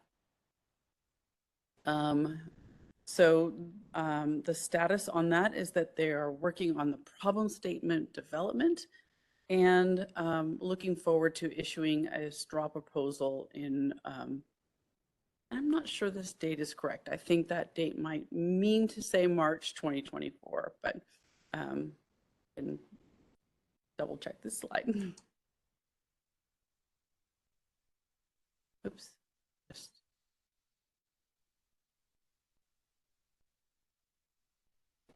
And again, on the subject of working groups, the RA working group has a big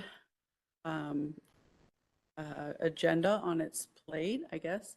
They've hosted 4 working group meetings covering big meaty topics, including modeling, resource accreditation, availability, and also performance incentives. The next working group meeting is scheduled right around the corner, March 13th. Is that Wednesday?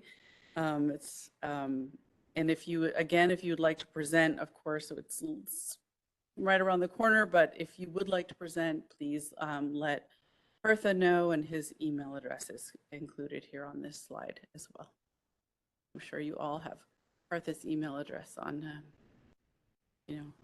memorized and speed dial. And I think finally, price formation and enhancement working groups. These have been fast and furious. Again, thank you so much for your participation in these. They've been There have been a lot, and these are very meaty topics. It's been divided into phases. Phase 1 focusing on scarcity price enhancements, BA level market power mitigation, analysis of fast start pricing. Phase 2 really narrowing in on pricing to incentivize and compensate flexible resources. Again, that's tied to the concepts of fast start pricing and extending FRP. And then phase 3, review of multi-interval optimization and changes to facilitate co-optimization of ancillary services. So this phase 3 getting very esoteric there. Looking forward to a straw proposal again in 2024, and I don't know that we have a firm date on that, but we are having a next working group meeting tomorrow, March 12th. And then finally, a topic that's near and dear to my heart is the update to the policy catalog and roadmap process. So I want to just thank everyone who took the considerable time and effort that it took to submit potential discretionary initiatives to the annual catalog process. We've received upwards of 90 suggestions from more than 30 different entities. We feel like this is a great showing of investment in this process. So we're really excited about that. Those comments are posted. We've also posted a high-level summary of those kind of in Excel format for those who want to just get in and grapple with the information really quickly. I think that's fantastic. We're looking forward to input from the folks at the Regional Issues Forum Roundtable, which is on the 18th, I believe. I don't believe it's on the 15th. I think that might be a typo here on the slide. I apologize for that. And following that, we'll really work to have stakeholder working groups to solicit feedback and advocacy and presentations and input from the stakeholder community on those submitted items, and that will help us inform thank you, Brenda. You're making real-time changes. I appreciate that. That will help us inform a draft annual catalog.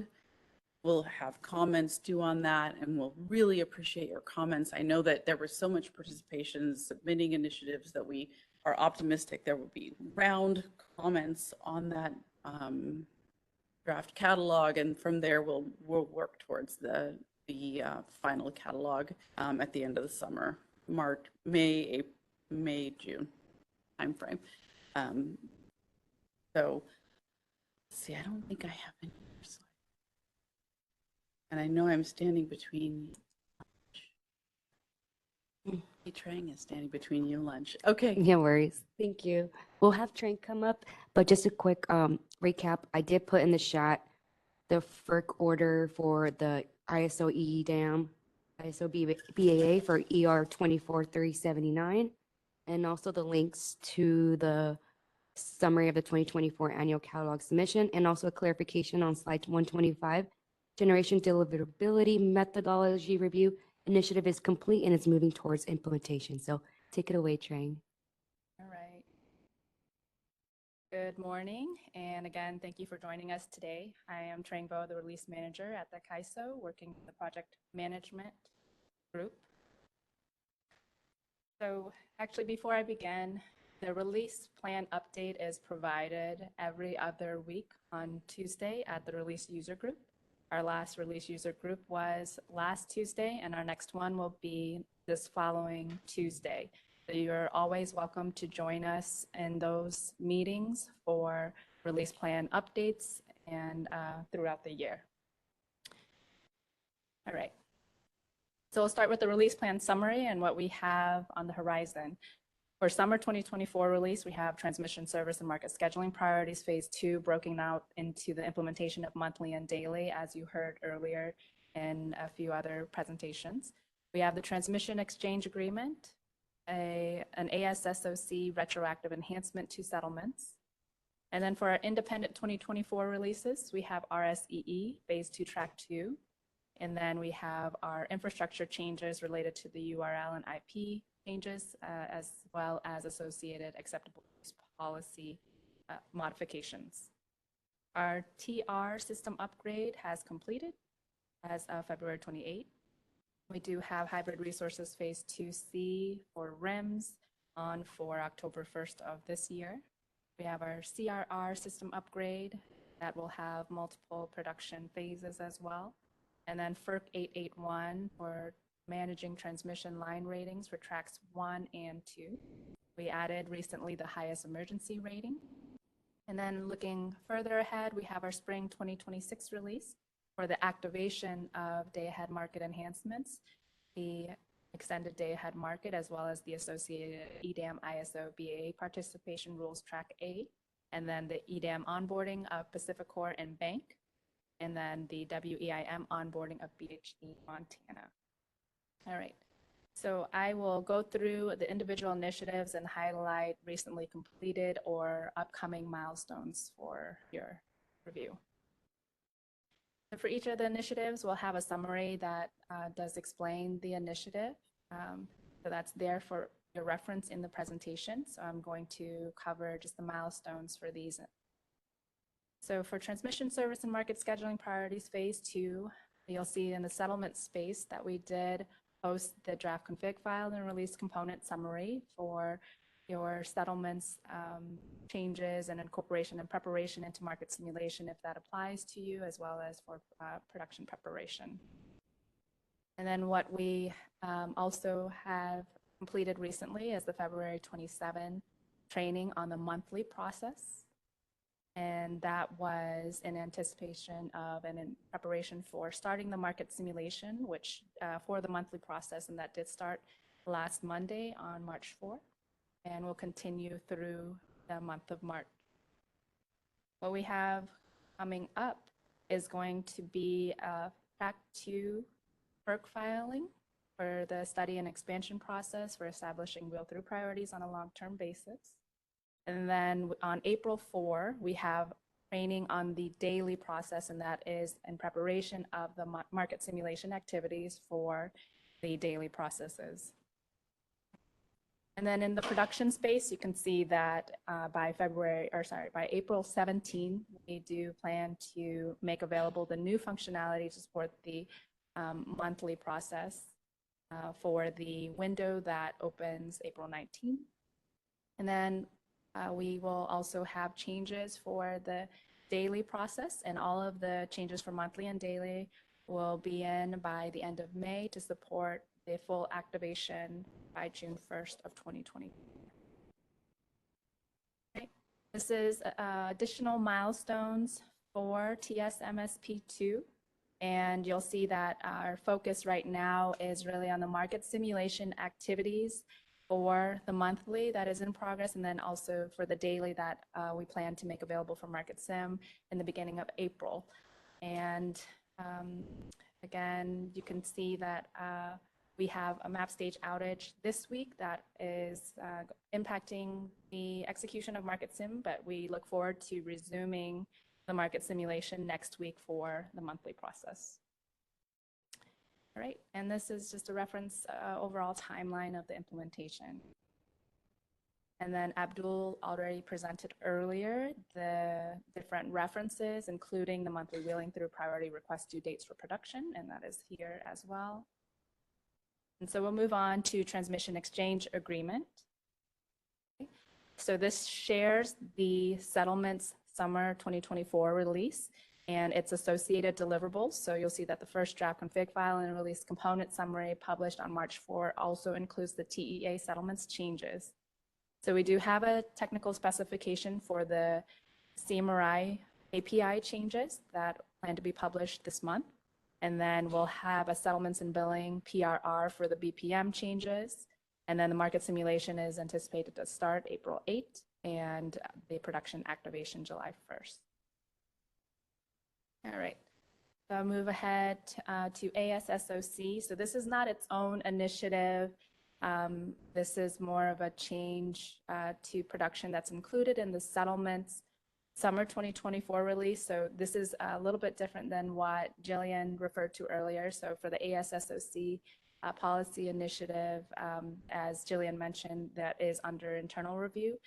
This settlements change for ASSOC flag enhanced logic is just a production change, as I mentioned, that is included in the summer release for settlements that we will offer to support for those that want to test in market simulation with the summer release. So we will publish settlement statements in the map stage environment for the summer release, and market participants are welcome to leverage those statements to test this ASSOC flag enhanced logic in settlement space.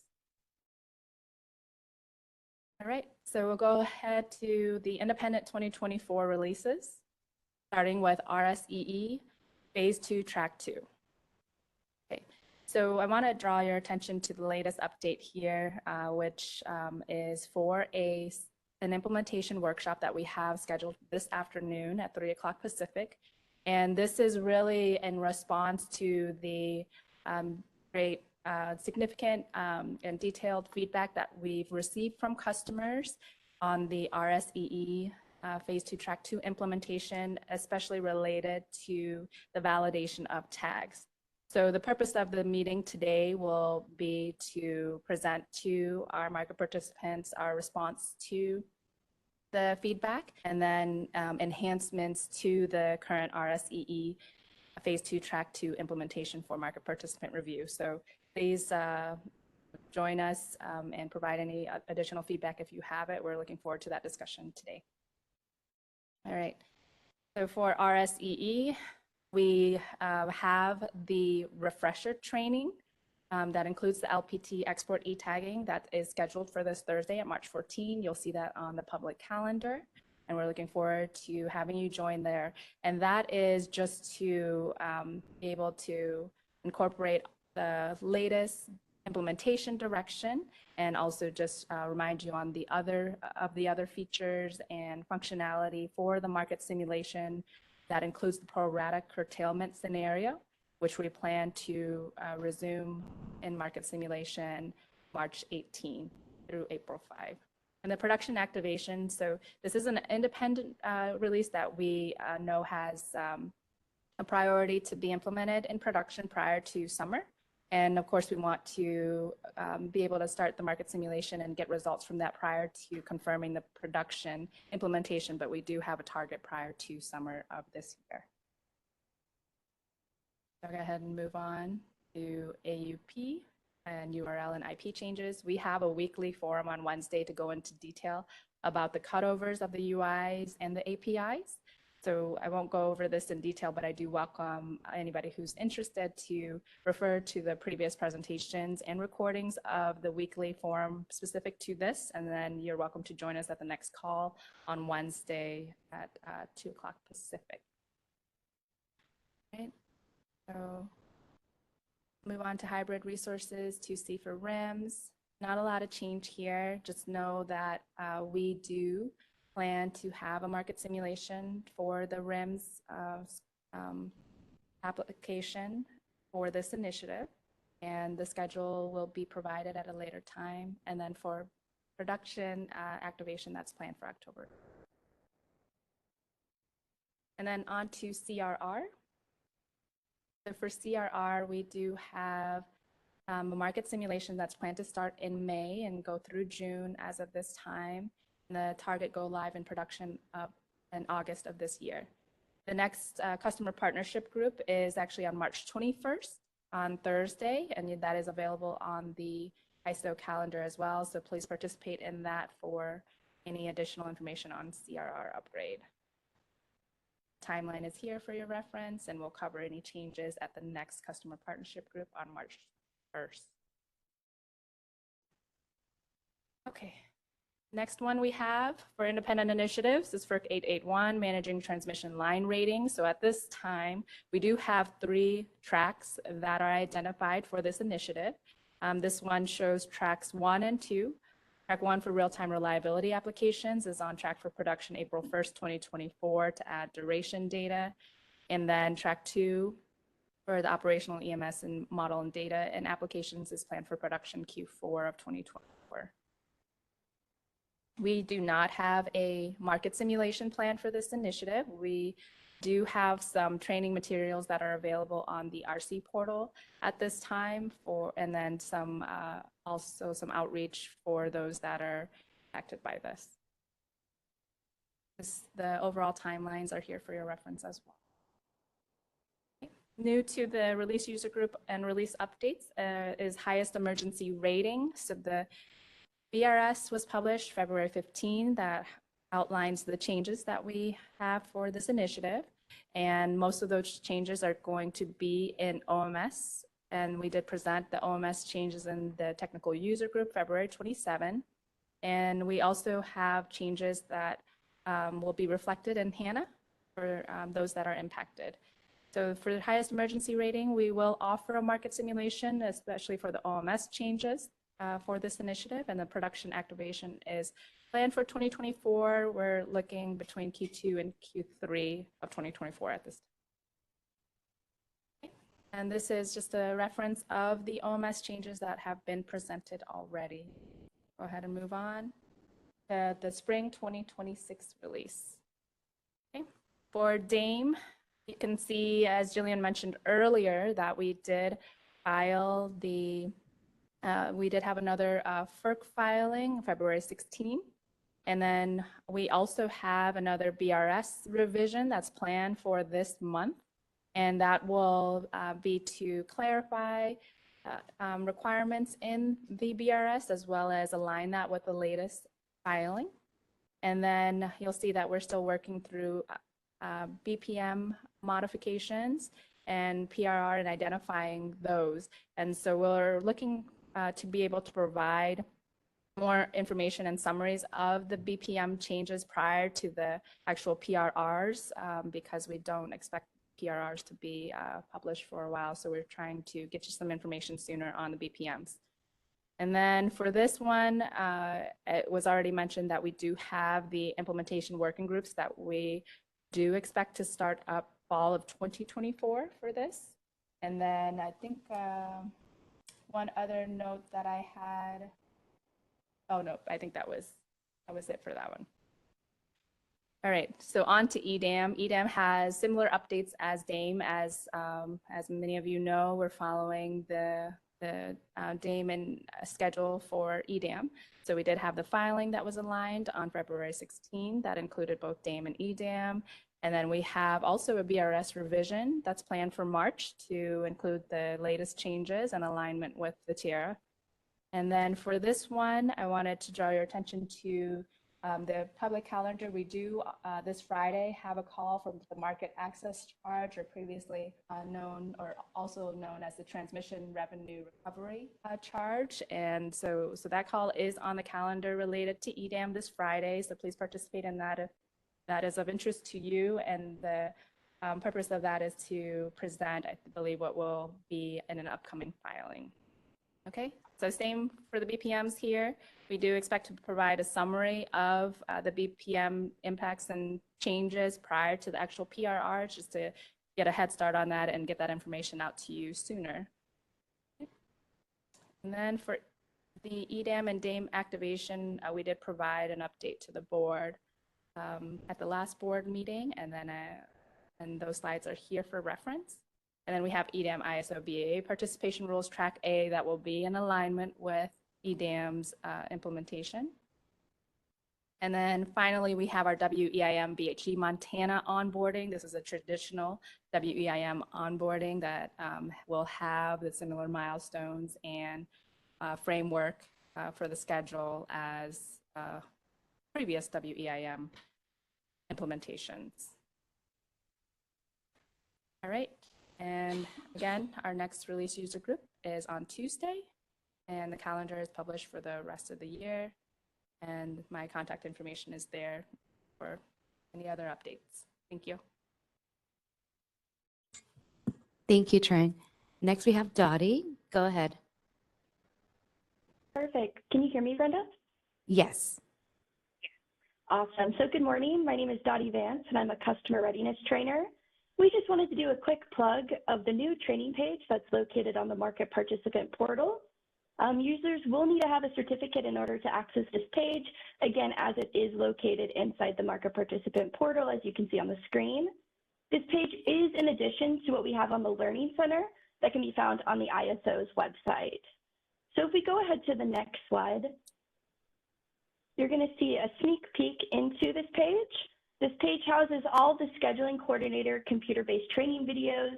So this includes topics like working with the ISO, markets and operations, demands response, and so on. You're also going to see that this page has resources. So the resources include how trainings are organized on this page, so how you can navigate that. We also have in the training slide here and on the page itself a high-level overview of this page. It's about 3 minutes. It'll just walk you through how to bestly use this page. If you have any questions as you're navigating through it and you see anything, please reach out to customerreadiness@kaisa.com, and I'm happy to assist with that as well. But we just wanted to include this plug for this new resource. So I'll pass it back to you, Brenda. Thank you. Thank you, Dottie. Appreciate it. Now we're going to go ahead and wrap up with our call. But before we do that, we did get a few questions in chat. I did respond to those individuals. So we do have slides that we didn't cover today. Feel free to send them over offline to our policy leads. We will, and our SMEs that will be able to answer those questions. And then this recording will be posted around the next few business days. So let me double check if there was a question. Just to clarify, we do have that RIF on the March 18th.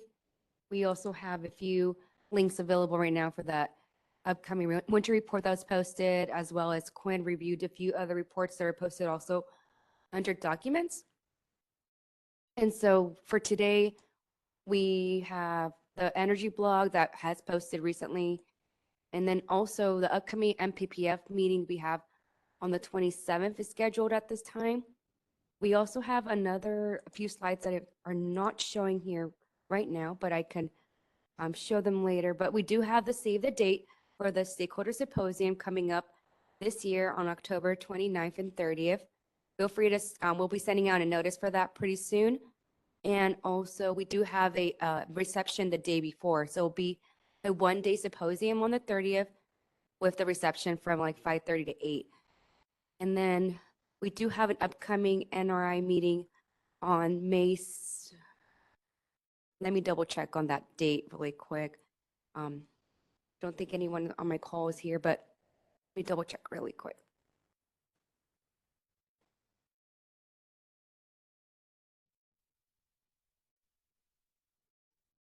So that meeting, but does anyone have any questions right now that would like to ask one? I just want to make sure.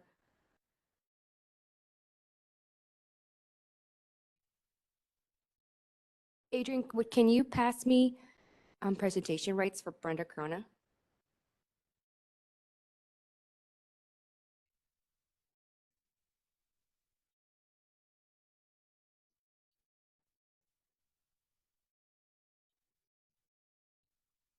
So we do have the save the date for the new resource implementation meeting hybrid call that will be scheduled on Wednesday, May 1st. We do plan to have this in person, and there will be all-day event, and so that information will be sent out later on. This is similar to what we did in the past with the interconnection fair, but this meeting will be focusing on new resource implementation, and we have a few folks in that group that will be presenting on that. So this will be like that one meeting that we've done in the previous years. And also just a reminder to save the date for the Stakeholder Symposium on the 29th and 30th. It will be held at the Safe Credit Union this year in the Convention Center. The reception is from 5:30 to 7:30, and the location will be announced later on. We are providing sponsorship opportunities, and then we'll be sending out information on how to register for those who are interested to sponsor our event for that Stakeholder Symposium on the 30th. And I think that's all we have for today. We appreciate everyone that were able to come and then also be part of this winter report analysis. Today, we also have the upcoming solar eclipse meeting at 1 that will be held from 1 to 3, and make sure that recording will be posted on their miscellaneous.